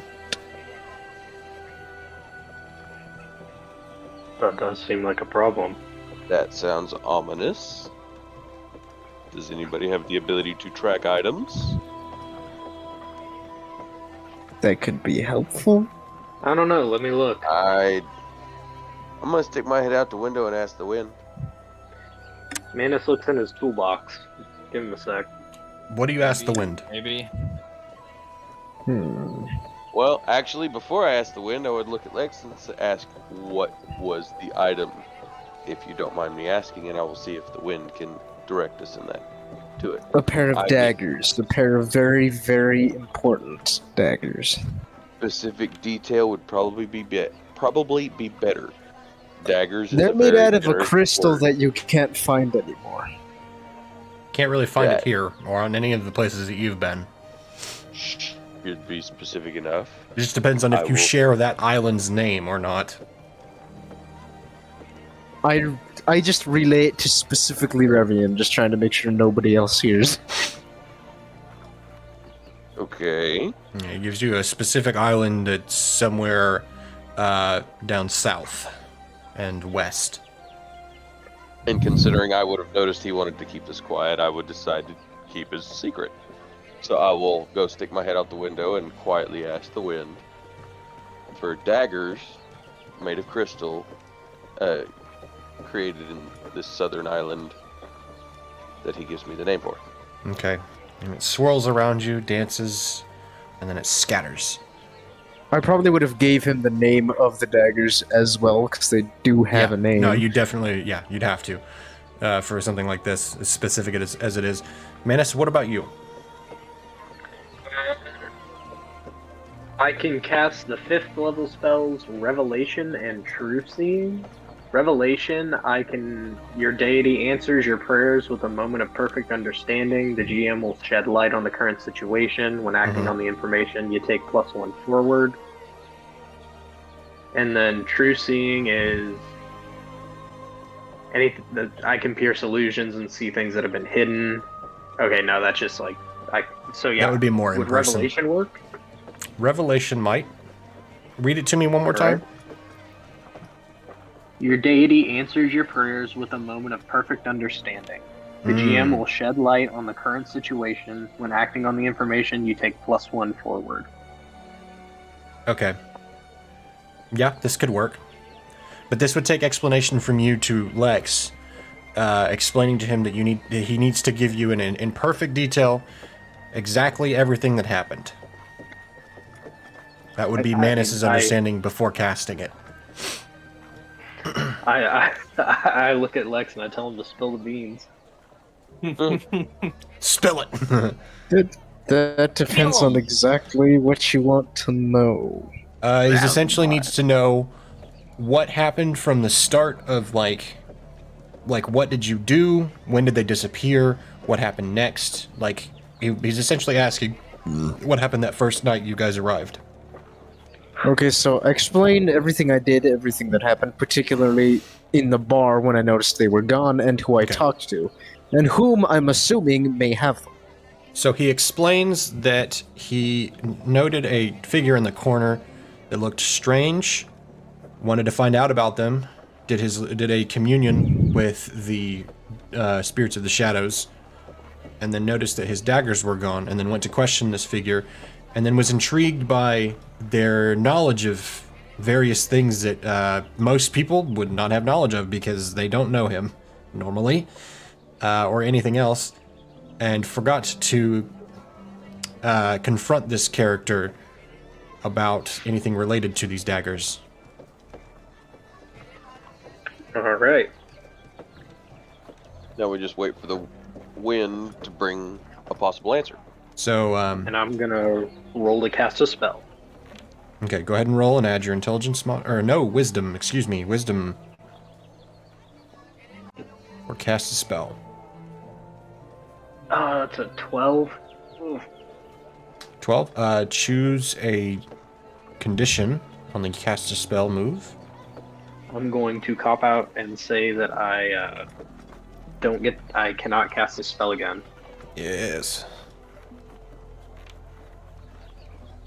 Okay. All right, so So, Manus Clarity. just looks to the sky and asks for guidance. So Clarity sweet. finds you, and your lantern sparks a light. Do you pick it up? Yes. Okay.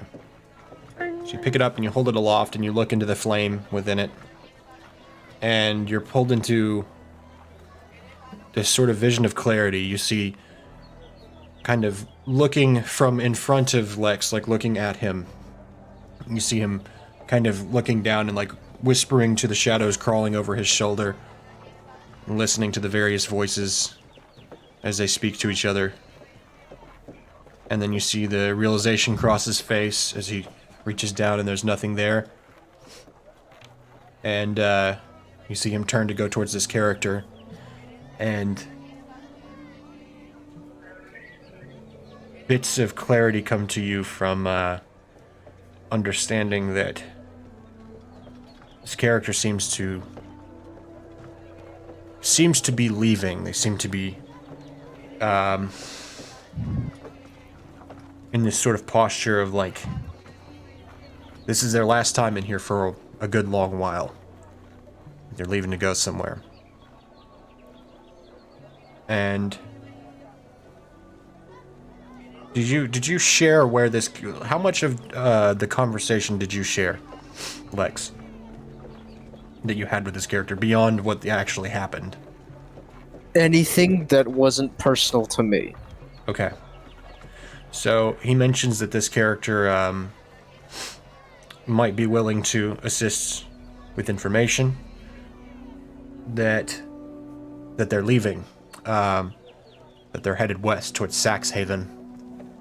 And you get the idea that this is the kind of person that when they say that, they're probably leaving soon. Soon as in not tomorrow. And they're already headed that way. And it's already been more than a day. May have already left then. So the wind might not answer us for a while. Because that was 2 nights ago. Oh. Well, frick. Yeah, Unless she left the daggers with the guy that she left to use for contact. And that's above board. Or whatever. That's possible. Well, I Is it- relay what I'm seeing to them as I see it. Okay. So you all have this information as well. You all understand what Manus has come to understand. You just see Manus like looking into his lantern and he's just like saying what he sees.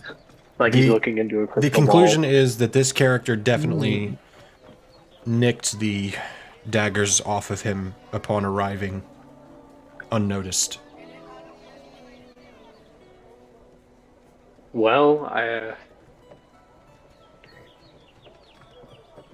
guess we need to go after them, don't we?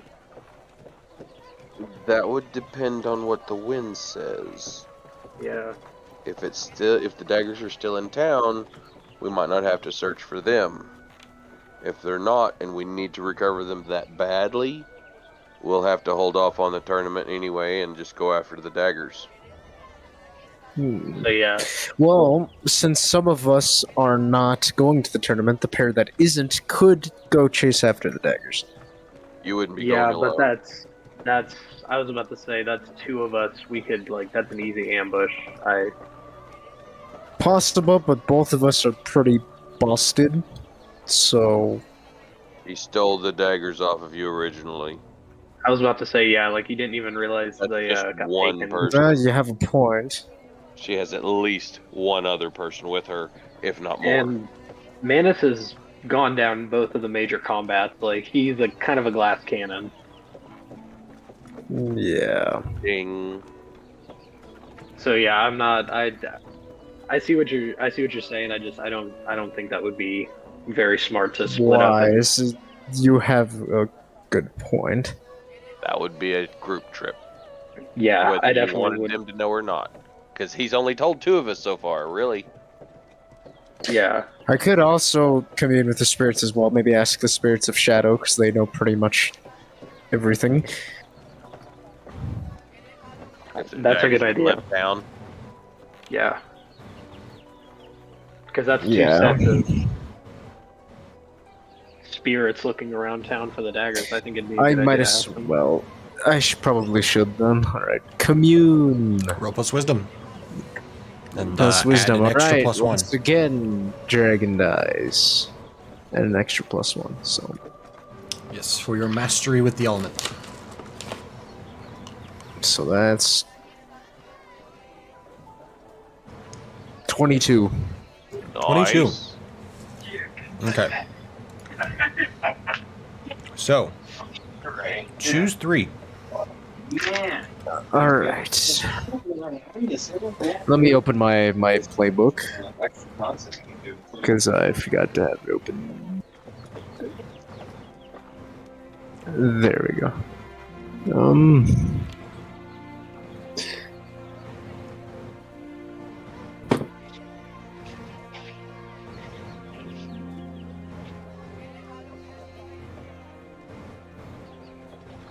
So, I don't have to give them something valuable as payment. They won't demand a favor in return. And they answer the question as best they can. Okay.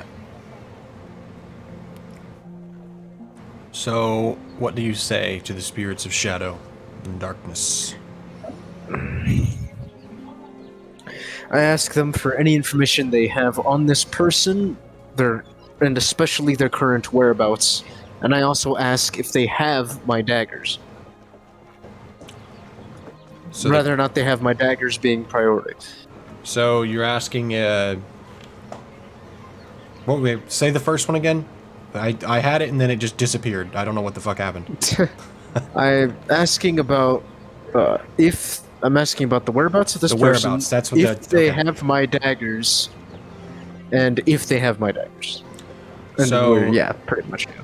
Similar thing as what happened with Revian. You feel them crawl over your shoulders, thinking, understanding, and then you feel the shadows disperse, going to scour the city to see what they find. Anybody else? Because this is not an instant thing that you're sending them to do. Both sets of spirits. I would ask Jug if he would like to do anything, but punching air doesn't find 2 daggers. So is there anything Jack would like to try? He 'Cause I just know pulls Jack a has a Dragon few Ball and things- punches so I hard don't that he know opens exactly a hole what- in a dimension. Jack has at his disposal. Yeah, I Actually, can open a portal right away. He just tears open the corporeal realm. That's right. That's right. That was back when he was tired and did. let's see. There's some stuff. Does Jack have any input? Is there anything you would like to try? You do have a couple of moves that would be relevant in this conversation if you're invested. Let's see.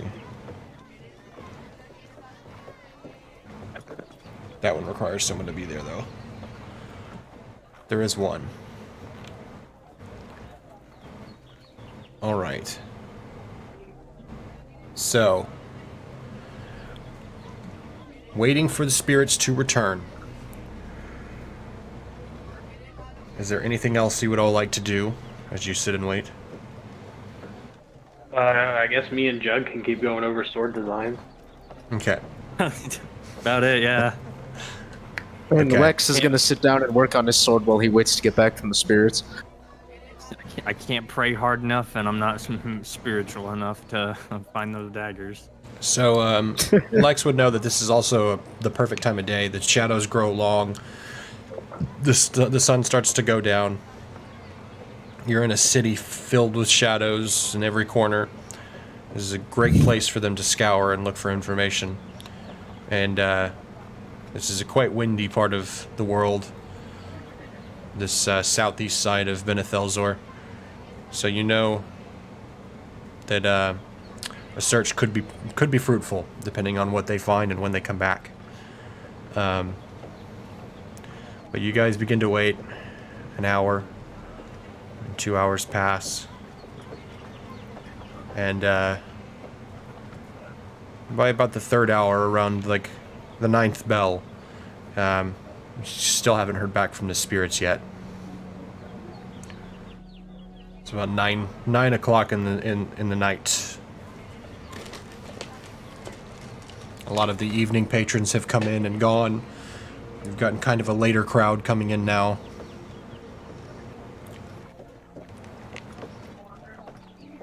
Is there anything you'd like to do? We just continue waiting. This is 3 hours have just passed. Waiting. Okay. I don't really have anything else to do Okay. Just checking. unless we Yeah, wanted to walk to the arena and back, but we've got to wait to see where the knives are at. I figured we could either do that, or if you guys wanted to, we could go to the forge and start working on Jug's sword. Hey, We could go do for it. that. I'm not really doing anything. I could go and pay in advance for whoever wants to join this fight. Yeah, if we can go to buy the So- arena and then go buy the forge afterward. We could split. Whoever's going to the forge can go to the forge, and whoever's going to the arena could do their thing there. Yeah, that's true. Until can I go to the hear back forge from and- the spirits, I'm not signing up for the arena. Oh yeah, that's true. Because I don't know if we'll have Oh, to yeah. leave town. It's also late at night. No, you have a point. And it's Yeah. very, How very many- late. It's dark. Yeah, it's How like many 9 days o'clock have at we night. been in town already? You've been in town for 1 full day, but you arrived 2 days ago. Well, no, 2 full days now, but you arrived 3 days ago. Yeah. So we only we have have about 4 4 days days. left. Hmm. So we This probably could be interesting. That's why we got to wait for this. We need the answer from the spirits if we need to leave town or not. yeah. Shit, you're right. We've got to So, leave. yeah. We can't do the arena because we won't be able to be back in time. Well, do you want to work on the sword till we hear from the spirits then? Yeah. That's about all we can do. We'll 'Cause wait. that's something. Yeah, we can just like stop that at any time. Can I use the wind in the air around the forge to dampen the noise so nobody gets pissed off at the late night forging of a hammer? on an anvil? Actually, I have an idea. Go on. So, would Rivian have told us about his sibling yet? Yeah, he already told you guys about that. Yeah. Okay, He gave you the so whole rundown about it. if we could find a way to make the weather very rainy, would it delay the arena? Unlikely. No, yeah, Unlikely. they'd probably still. That would just be an extra obstacle for whoever's dueling to Mm, show their mastery and their ability. well, crap. Well, I'm out of ideas. Or at least No, that's yeah, what I so- think. No, yeah, I agree. I don't think rain would really stop them.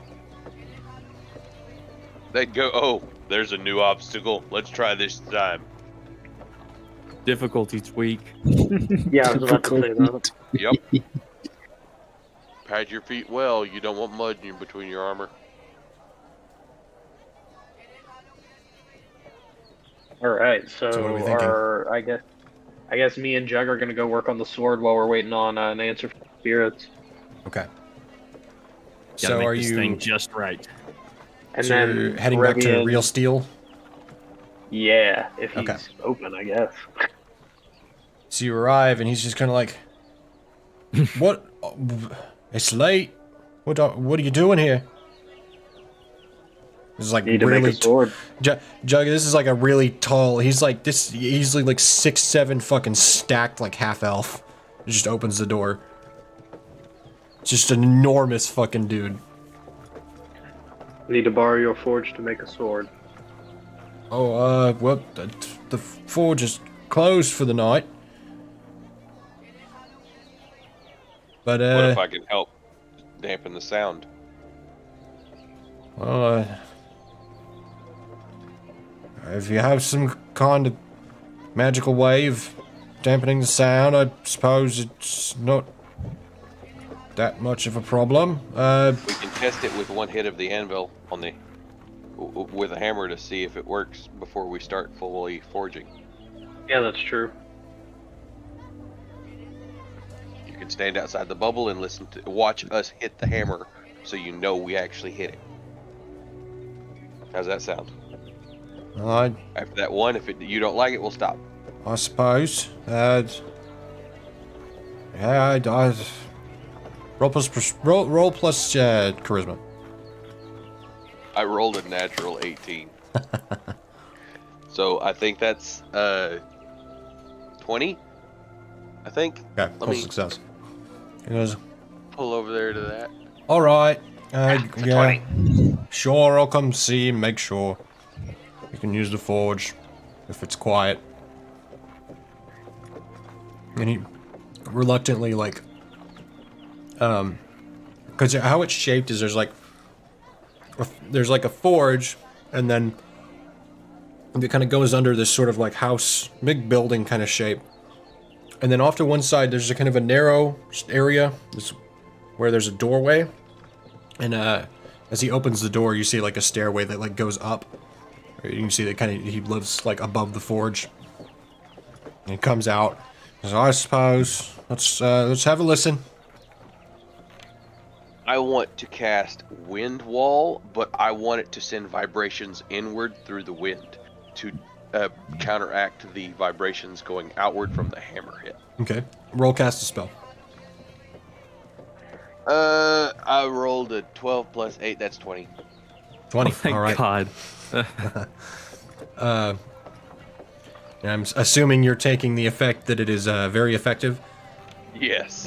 So you cast this, and Manus begins heating and hammering, and he just kind of nods, gives a wave, and turns and walks back inside. All right. And now it's extra loud in here. Yeah, it is a bit louder. It does feel like you're working in a room with stone walls.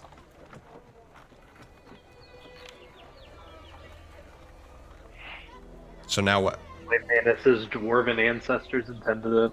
Earplugs. Earplugs. Okay.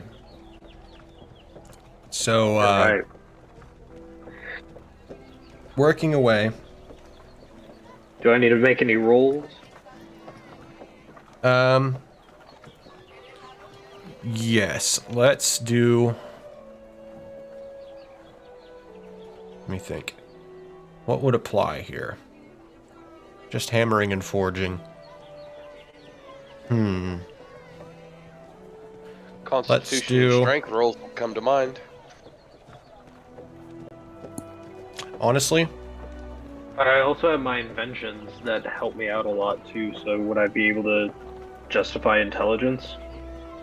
the only concern would be not your strength to lift it, but more towards your constitution to withstand the ongoing hammering and working of this enormous amount of metal in one block as you Gotcha. hammer it out. That will be the Okay. trick. You need me to hammer something, boss? So I was about to say, can Jug aid me? Like, can he help me hammer it? yeah, Jug, go ahead and roll an aid. We'll say He'd move it while you hammered it, since you know what shape it's got to be. Yeah. So how are you helping, Jug? He needs help with depending on what I'm helping with.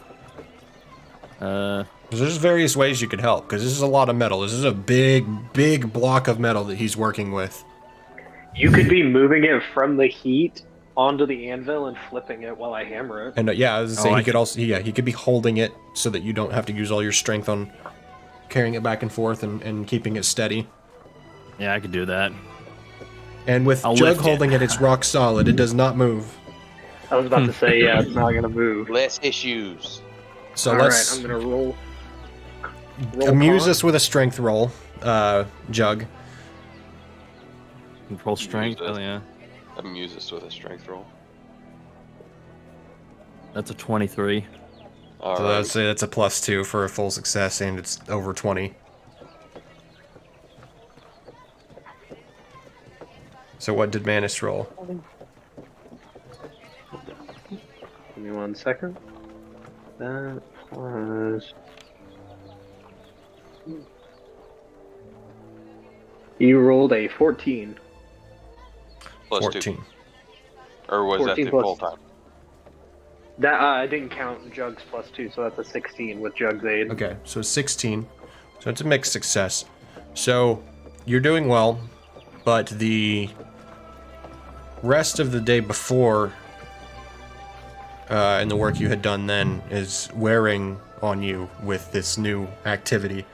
You definitely feel the soreness from the rest of the day beforehand. Carrying over into this is making it a bit difficult, but the work continues nonetheless, and the sword is hammering out quite well. You're kind of you're happy with what you're seeing so far, and having Jug to lift it back and forth is very helpful.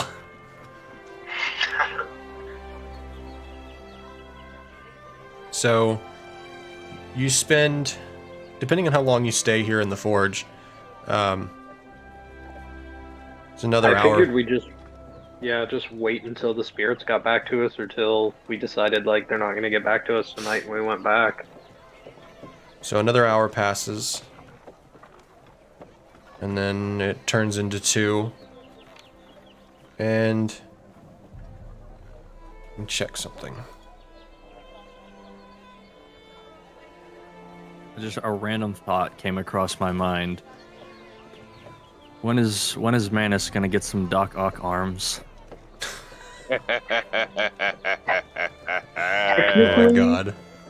Technically, I just thought of that. Like, technically, Exactly. the way I see the bots helping, like, they already kind of come out and do that. Like, That's kind of what I I don't know was if you've seen thinking. the Tech Marine arms from 40K. Like, they basically, like, come out and, like, hold shit for him like that. Like, I've basically been envisioning him, like, having, like, things coming out of his back this entire time.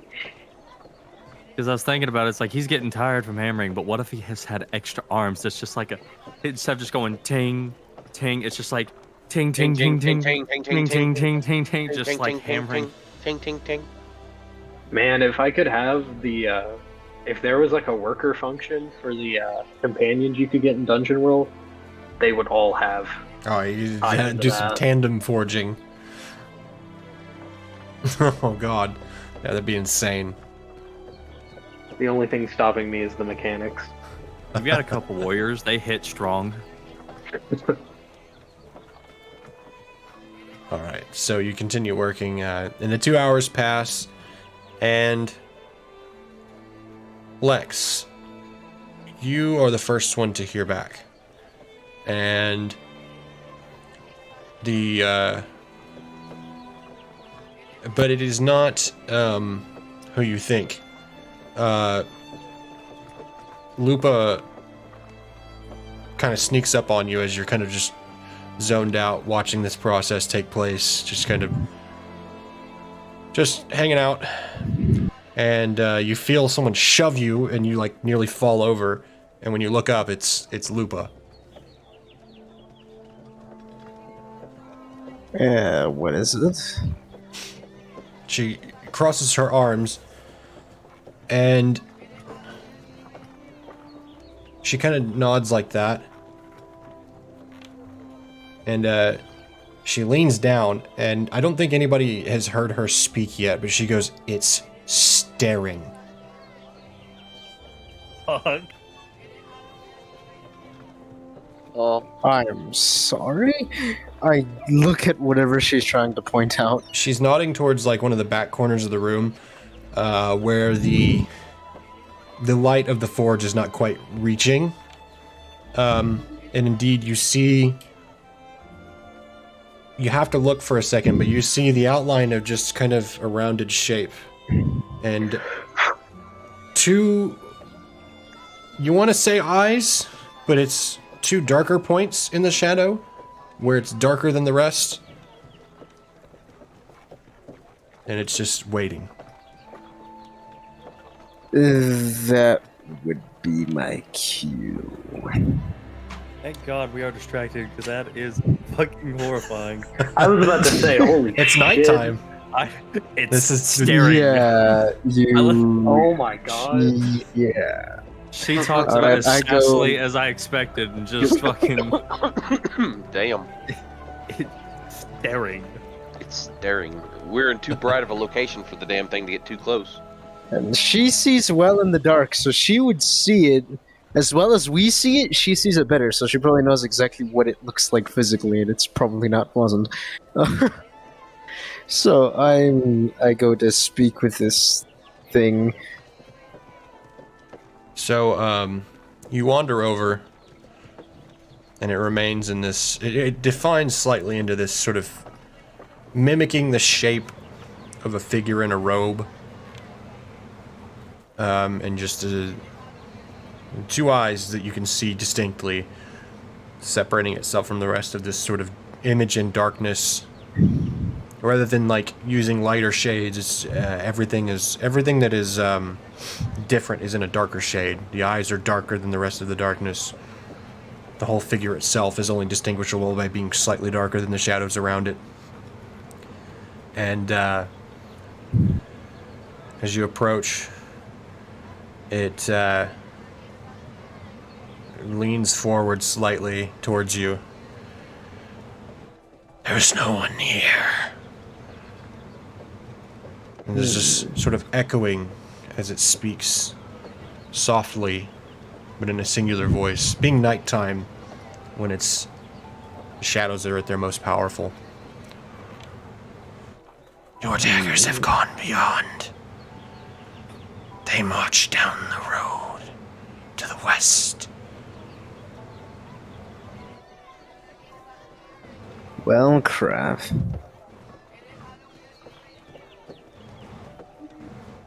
Do you know of a route to get there as fast as possible? West. And then it just lowers into the rest of the shadows and disappears. Shadow Wizard Money Gang. We love casting spells. Legalize nuclear bombs. Oh my god. Random spell drop, bitch. Oh, that's awesome.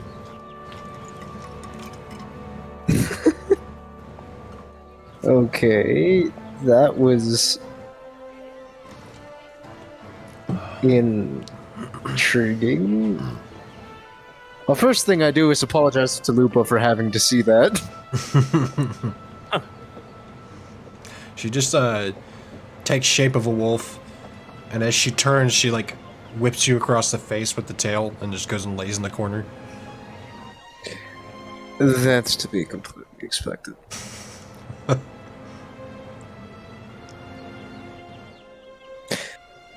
Well, I go relay the information, I guess, to the party. Well, I say we need to hit the fucking road. I was kind of out on the porch just outside the room, so in case the wind wall went down, I could refresh it. Okay. And I was out in the open. So being out in the How far open, did we get with the sword? you are in. This is a lot of metal. You're in the shaping process here. You're hammering out the metal, doing what folding you need to do. Are you making this like with the dragon bone? Or are you making a sort of special alloy, or are you just using like some pretty solid steel? What do you think, Jug? I don't want to exhaust your. There's a didn't wanna exhaust your lot of supplies. dragon bone. Dragon bone won't be the Dragon problem. bone I'll put some I'll dragon start- bone in with the steel then. Okay. So, this side of it unlike the mithril having its own magical properties, this will require some input from you, and from your lantern and from your power. But it is still doable. It will be far better than natural, mundane steel. I'd say... You said that and the Green Lantern immediately came to mind. Oh, dude. So putting forth your power and hammering out this metal... By the power of Grayskull. It is about now, nearing midnight, that you do feel your last charge of power expend, as well as the rest of your energy for the day. Really putting it out to get this shit worked on. Kaitora also like helping out here and there, bringing materials and like helping hold it still and heating the forge. And she's looking pretty beat as well. But Revian, sitting outside, pondering in the wind of the evening as a cool breeze passes, you do notice all the shadows in all the corners and the alleys begins to darken slightly. And then, after about 30 seconds to a minute, they see everything seems to lift again and go back to not being quite so stretched and long and creepy. And at a quick thought, you go, probably Lex. Wonder if that thing's gonna come back later.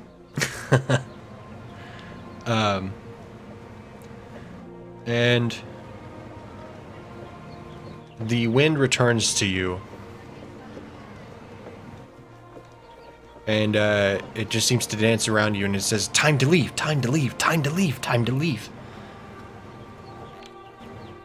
And then it's like pulling you towards the gate, which is not far from where you're at, actually.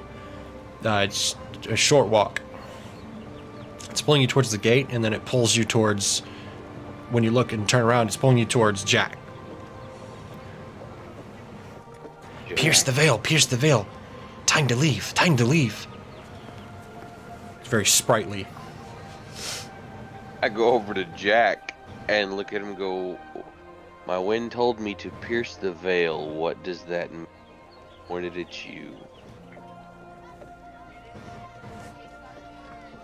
I think we should do what it asks. So when he tells you to pierce the veil, you kind of have a moment of... Jack kind of has a moment of, I know what it wants. And you have the ability, if you sit for a time, to perceive things beyond where you are. Sometimes future, sometimes far away. But it takes a moment of concentration, and it would take some quiet. But it would be achievable. It's something you can do. And this is something you can do without a roll either. This is something that you are just capable of. And that is if Jack is willing to do so. Let's go for it. Hell Okay. yeah. What do you tell the others? I just look to them and I say, I think we know what we need to do now. Okay. How do you prepare yourself to do this? Okay, so because me and him have abilities that are kind of unique, is there a way we can just mix it together? You and who specifically? I'm getting names mixed up. Revian, or are you talking about Manus? Revian. Revian, okay. So you're looking for Revian to aid you in piercing through this? Yes. Okay. So you're wanting him to offer like some kind of like guidance through the wind? Is that what we're thinking? I was about to say I could offer him guidance through prayer because it's like that's what Phalos does. If you want me to roll for aid instead, that's true. There is that. It just depends. It's whichever. Whatever Jack thinks would help the most. Yeah, I exactly. think That's that what I think the prayer could help. Okay. Yeah, I'll roll for 8 God of the then. lost and forgotten here. Yeah, I was about to say, don't forget. It kind of fits actually. Now that I think about it. We are, Okay. we are lost as what to do now. So Manus, go ahead and Uh, roll. Do you have a specific spell that you're casting here, or I guess I have another spell slot. I could cast Revelation again. cast for- Revelation again?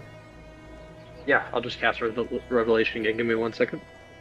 Although you did say on the last one that you would revoke Oh, your yeah, I ability to can't. cast that spell for the day, You're so right. you wouldn't be able to cast it again. Would I So- be able Long to get Jack? rest. Oh wait, true seeding only works on me. Damn. I'll just have to roll normal 8 then.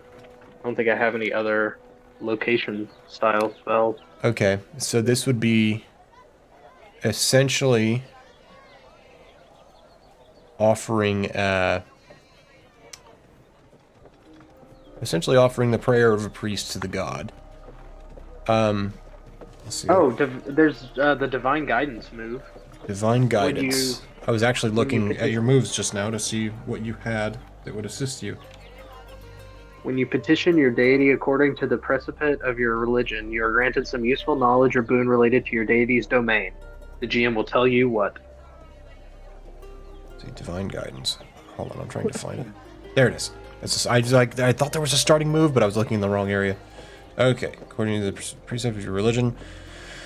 Okay, so Jack, what does Jack do to begin, as the wind said, piercing the veil? Well, I'm gonna just try to heavily focus.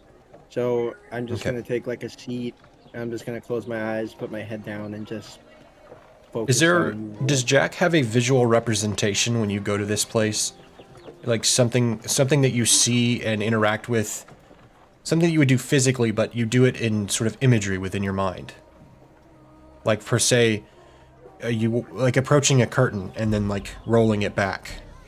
Is there something like that Jack does in his mind? He just sees himself sort of just doing the little meditation, but he's surrounded by this orb that is just getting bigger and bigger the more he's starting to focus. The more you focus, the more the sphere of consciousness expands. And you see within this image another figure appear, and you see Manus knelt down next to you with his hand on your shoulder, with his head lifted up and his eyes closed, and he's holding his lantern in his other hand. And you feel this, you feel almost like two hands take yours, and you feel more settled than you usually do within this. And so let's see. So that, we gotta kind of combine moves here. Knowledge or boon, based on the deity, and let's see. Phenomena invisible to mortal eyes, visible manifestation of emotions, astral creatures, which prey invisibly on mortals, and signs of great and terrible things yet to come. You have little choice in what you see, but you can interact with these things as well as you can interact with anything else. So, You could reach out and slap a bitch, nobody could see. so you Must have been the win. Must have been. usually you feel this expansion and you have no control over it. You just simply expand and perceive, and that tends to be terrifying because you don't know what you might see. It could be the future. It could be something great and terrible that you don't want to see. It could be anything. But this guidance you feel pulling you, that sort of anxiety that typically would build in this moment is calmed. And you feel pulled, like something's leading you. And you feel yourself drift away. And Manus, you actually get a bit of a sensation of like a drifting feeling. You have to you almost fall over. You guys watch Manus like move slightly and almost like fall over as he stands there in this like knelt position with his lantern and like head lifted up. And you feel yourself pulled and drifting, and then everything begins to clarify and come into view. And you see a river waggling through the countryside, and you see a road that goes down past it and is headed west. It kind of curves on, and you see moonlight and the stars. And then you feel yourself drift into this camp of like, looks like a caravan of some kind. Traders. And you stand amongst this camp, like a caravan camp, and you see the figure of, you can't tell if it's a man or a woman, but just a simple shirt and some simple pants and sandals, and they just look at you, and while holding your hand they just smile. And they just kind of wait for whatever you do next. It's like you can now feel yourself here. But this is a new way you're experiencing this. So you don't know what will happen. You know you can interact, but you don't know anything beyond that. You don't know if people can see you or they can't see you. Can they see this, whoever this is?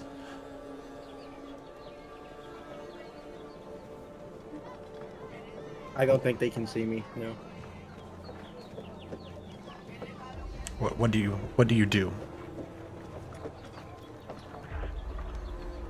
Okay, so right now I'm staying focused, but I'm still kind of taken back a little bit because it's like, wow, I've never felt this before.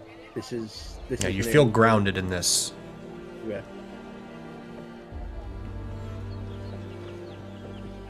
And I try to I'm gonna see if I can get closer to the caravan just a tiny bit. You kind of are like at the edge of it, like not in it, but you're there. You begin to enter, and as you're kind of wandering and like feeling this new sensation, totally different way to experience this, you trip slightly and you see something like tip over like a box, and some guy goes, "The hell?" Leans over and like tips the box back over, goes back to whatever he was digging in a box, doing something, pulling ropes out.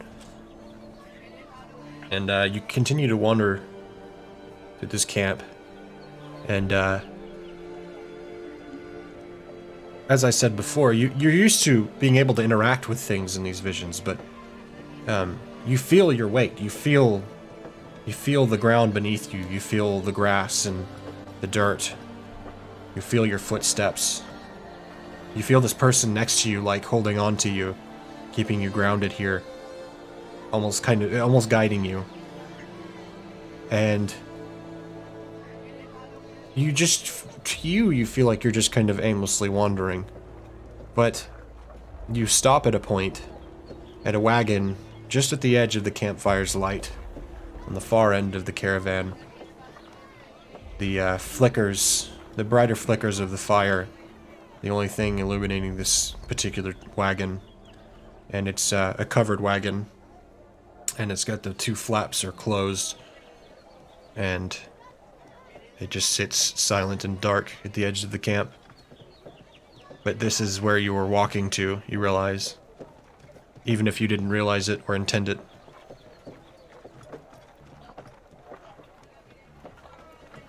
What would you like to do?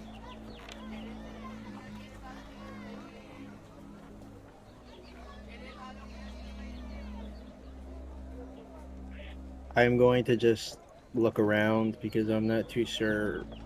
Like, I see everything around me, but I'm still trying to just take in everything. Try to, like, just sort of figure out everything that's in the vicinity because I'm still somewhat confused as to where I am. Okay. So taking in your surroundings, you remember the road. You're not far.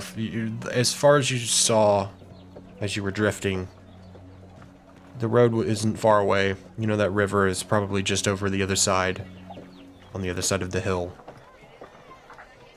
And you know it's to the west and downhill from the city.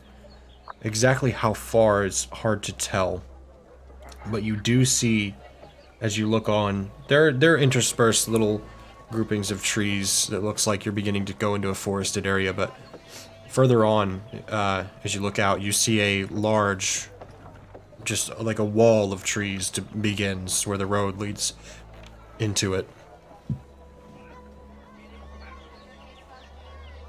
You would need a map, but if you were able to look at one and ask questions of somebody that knows the area, you may be able to determine exactly where you are. Would there be? Oh, never. Oh wait, no. Nobody can. They can't see me. No, but you can still interact with stuff. Yeah. If this is where the daggers are at, would you be able to pull them off, stash them somewhere, and we can pick them up? So I was thinking, like, if you could find them, you could just, like, hide them or whatever. That could work. I could take them and then put them somewhere else that only you guys would know, and then we can get them back. Yeah, I could do that. Save us a fight, maybe. Most definitely. Be an interesting thing to ask her about later. Or she might ask you how you got your daggers back. Okay, so am I able to just start looking around to see if I can find them? Because I think that they were... When you begin to look around again and return to that original thought, you find yourself returning, walking towards that wagon at the edge, sitting there quiet, alone, and dark.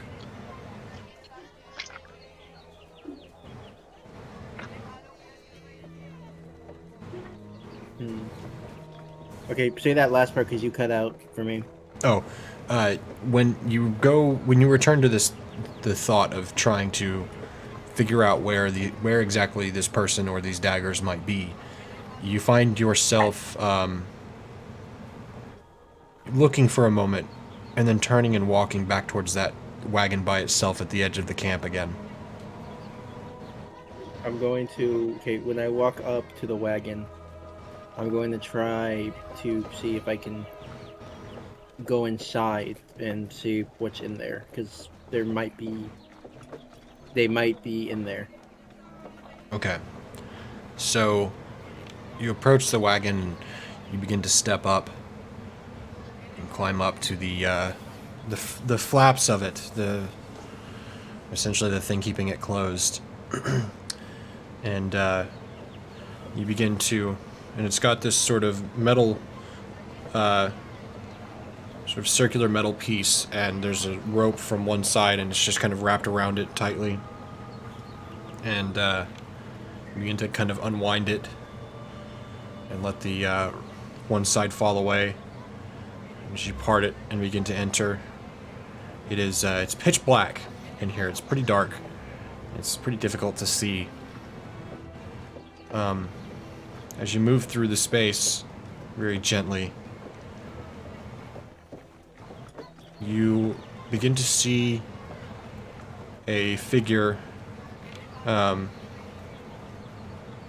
of facing the front away from you of this particular wagon, laid in some kind of bedroll towards the front.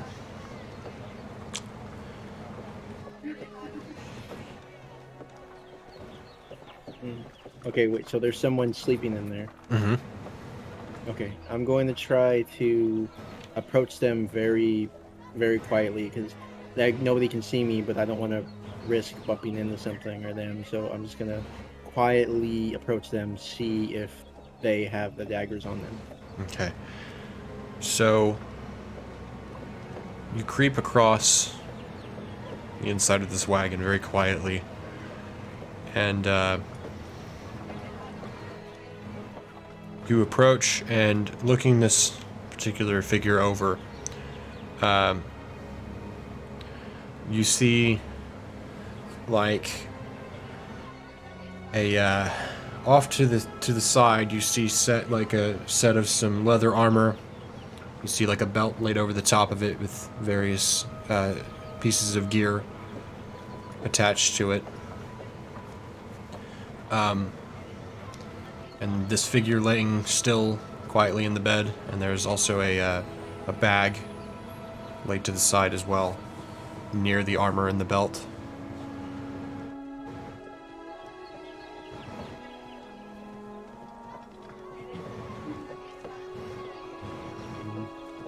I reach for the belt. Okay, so grabbing for the belt, you pick it up, and it's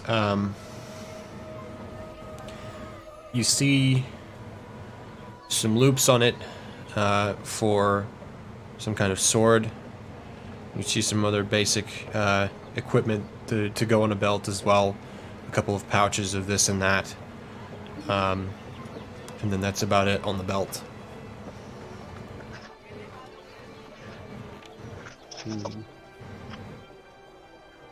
Where else could I check? I checked the bag. The bag? Yeah, that's a good idea. Okay. I'm just gonna like slowly grab the bag, and then I'm gonna open it, try to see if I can find anything in there. Okay. If there were empty loops on the belt, I would have said she probably had it directly on her person somewhere. Probably at some point, yeah.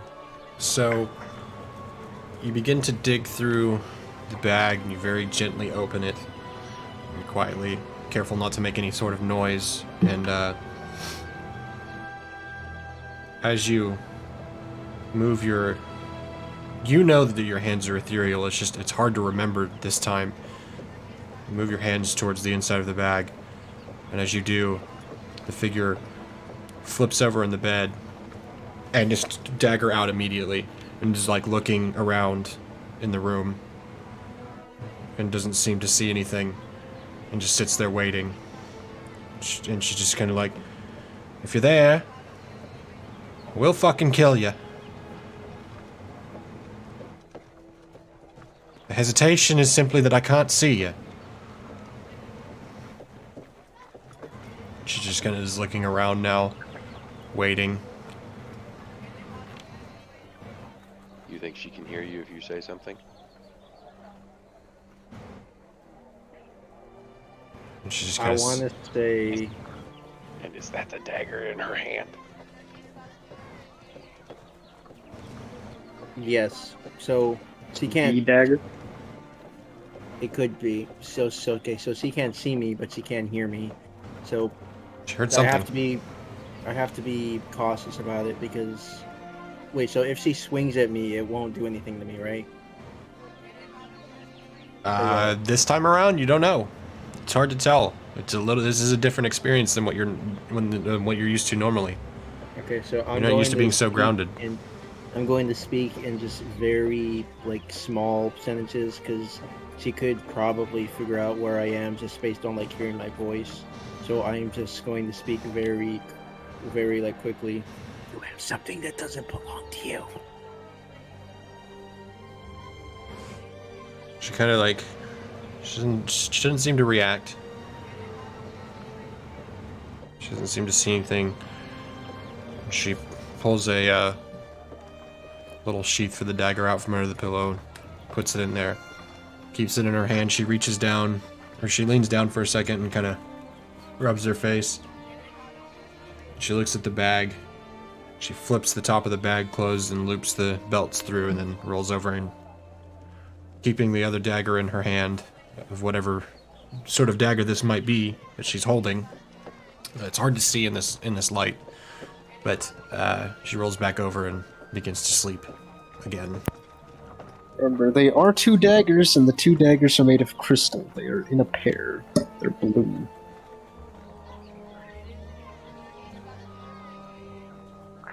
Okay, you know what? That's also a dark wagon, too.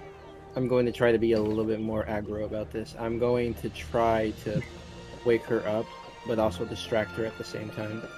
Wait, So- could you perhaps just try to grab the I could. daggers, or do you not have the ability? I could grab it because I can still interact, but I feel like she could resist against it if I did. So I'm going to try to catch her off guard and then go for it. Okay, what are you gonna do first? Is there anything around the area I can use that would cause a big noise or anything of that sort? Yeah, there's a few other things in this wagon. There's boxes and crates and chests, and baskets of things in them. Wait, is the wagon in movement? Like, No, this is all sitting still. This is at the edge of a camp. ah, That time. They're not. Okay. They're days travel from us. well, you could perhaps scare the crap out of the horses. Well, the horses wouldn't be hitched. Well, It's exactly. nighttime. Yeah, he's talking about Exactly. getting them to run away. Get the horses to run Okay. away. That would hinder their movement period because they can't really go anywhere fast without their horses. They'd have to Yeah, get up and stop deal with that it one. immediately. Can I take a look through the chest first to see what else I can find? The chest, or are you talking about the bag? The chest, because the bag she has on Okay. her. So you wander over, and this chest is like, it would, looking at it, it does bring the concern of like making noise opening it. It has like, it's not locked, but it does have a latch over the front of it, with the loop where a lock would go. So it's whether or not you'd risk the noise.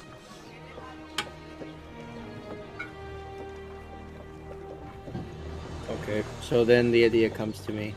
I'm going to slam it as hard as I can, and if it wakes her up while she's startled, I will reach for that dagger, and then I will reach for them and then just bolt. Okay.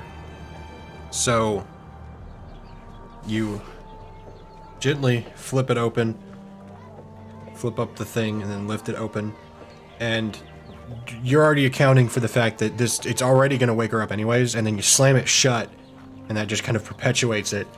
And she flips up out of the bed, dagger in hand, and then you see her whip out a short sword from somewhere you didn't even, like, she whipped it out so fast you didn't even see where it came from.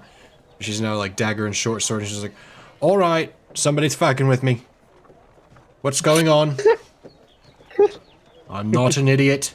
I swear if it's one of the stupid boys from this caravan, I'll have you shoveling shit for the next month. Or at least until we reach Timber End. Location. And she just kind of like looks around. Mm-hmm.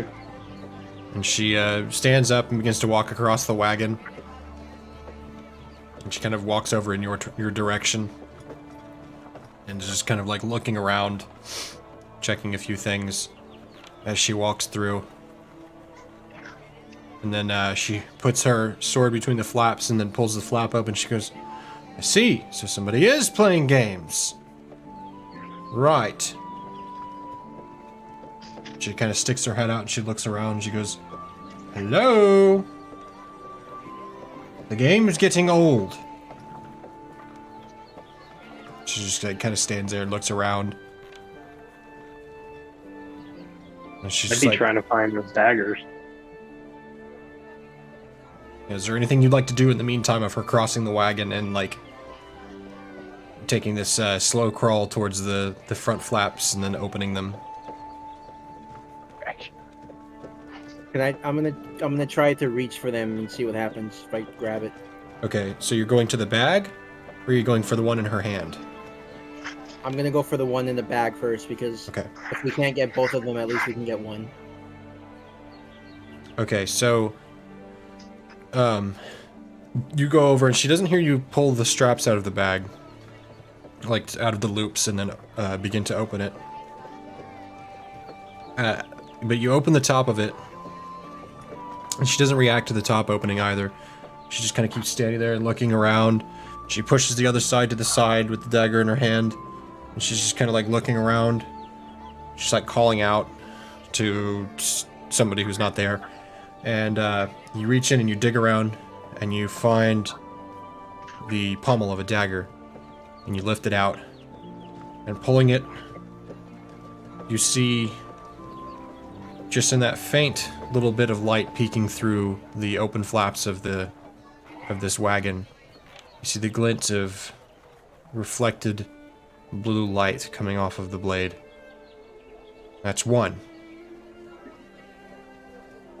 Booyah. Take the whole bag and run.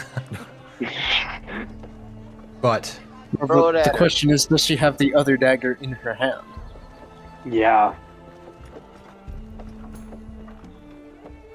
what would you like to do next? So I have an idea, but it is pretty violent. Is there a way I can knock her out and then just take it and go? Theoretically speaking, those crystals are very thick and very strong, and that dagger, you could whip the back of her head with the hilt, maybe. Okay. Because I don't want to kill her. I just want to. You know, no, it's not gonna kill her unless you freaking swing with the force of 1,000 suns. So Unless you swing with the power of Jug, it's not gonna kill her. Jack would know that this would be tricky, but possible. Granted, your particular grounding in this kind of new way of being in this piercing of the veils, far more clear and stronger than usual. You might be able to pull this off. It will be very difficult. So, before I do that, I'm going to make preparations because I don't know what's going to happen after this. So I just have it set in my mind that, like, if we can't get the other one back, we still have this one. So very slowly, I get out of the caravan.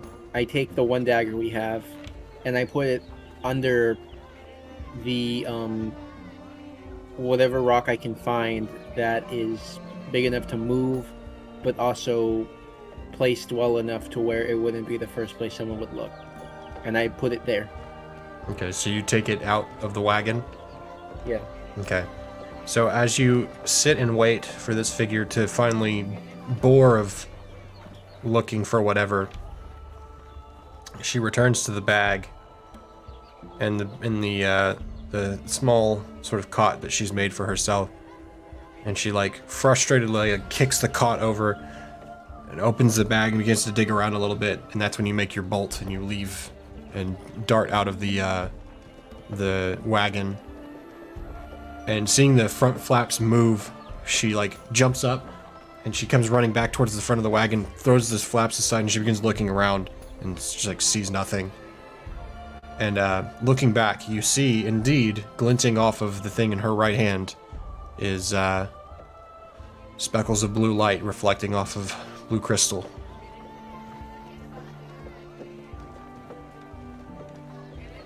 But you successfully find a small rock in the area.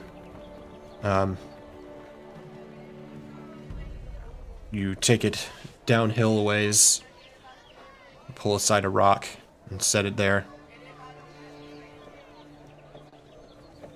Do you return? Yes. Okay. So, standing there and kind of not really knowing exactly how to go back for the first time, you kind of look at this figure who you forgot was there but is still holding your hand, and they just smile and they nod, and then they take your other hand and they begin, it feels exactly like how it started. They begin to drift away and pull you, and as everything around you begins to become this sort of tunnel of stretched vision, everything begins to turn dark. And then you see yourself there again. You see this figure holding you, pulling you. And then you can see Mandus again as this figure fades away. You see his lantern held to your left. And you see this sort of consciousness begin to collapse and close back in around you. And Jack opens his eyes again, and he has returned. And it has been a while. It's easily 1-2 o'clock already. Did you get both daggers, or did you only hide one? So when I come back, I just take like a deep breath, and then I have like a bit of a small headache because this is my first time doing this. Yeah. Yeah, And it's then I been just it's look been a at while since you've messed with anything related to this. So then I just look really like, not defeated, but kind of upset a little bit. So then I just look to everybody around and I'm like, I'm sorry guys, I managed to get one, but I couldn't get the other one. Man, it's like pats him on his shoulder and he's like, I would say to you guys, you just "Did like well, friend." it's kind of like you what? Because to you guys, you're probably expecting like him to have a vision or something, and then he expresses that he interacted with them. Would Manus have seen anything that was going on, or would he have just No, been, you just like, felt this offering? faint sensation of Okay. drifting, and then you sat in essentially prayer for the entire time. Your knee hurts like fucking hell. Okay, cool. Ouch. Well, that makes things very simple. So you say you saved one. Where is it?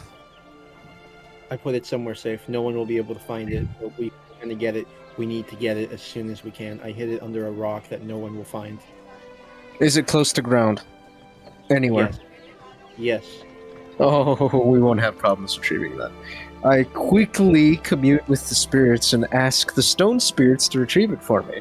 Since they're so strongly connected to the ground, they could perhaps literally just grab it for me. Okay. So this would be doable, but this is going to be something that you're going to spend probably an entire day sat in meditation with the stone. Then I shall. Because Okay. this way, I will be able to retrieve one of the daggers. They can still go do their tournament thing. And the daggers are intrinsically connected to each other. So because he saved one, I can use one to track the other. Oh, okay. Nice. So you we can always- track him. Cool.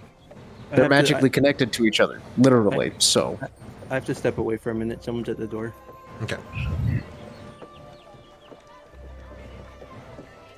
So I shall do this and wish you guys luck. I was about to say it's a bit late. Yeah, I was about to. Yeah, I was about to end it there. I I was begin waiting for the end of that little immediately. piece there.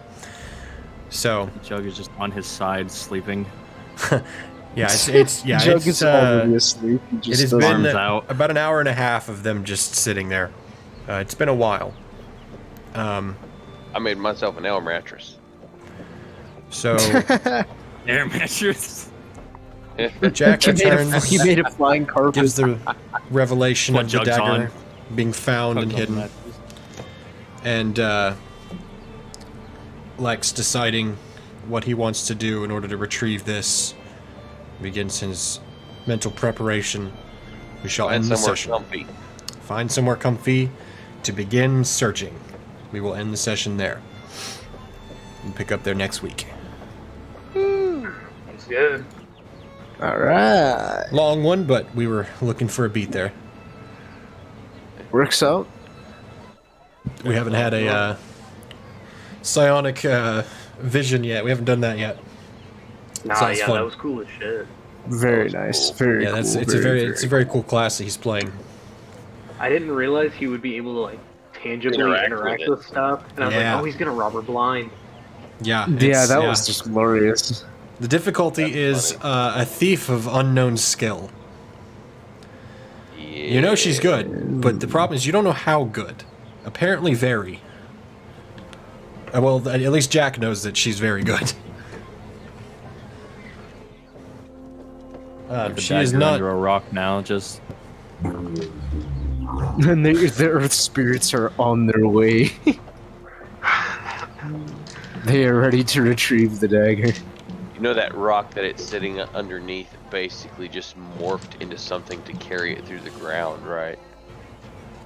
crab. Dead rock spirit. Imagine she just goes to get the dagger and the rock just flips her off and freaking goes in a hole in the ground. That's a torpedo, sir. Dive, dive, dive, dive. That's glorious. See you guys next week. See you I'll next see you week. guys next week. Have a good one. I'm gonna see you guys later. Peace out, everybody. Night, y'all. Peace. Good night.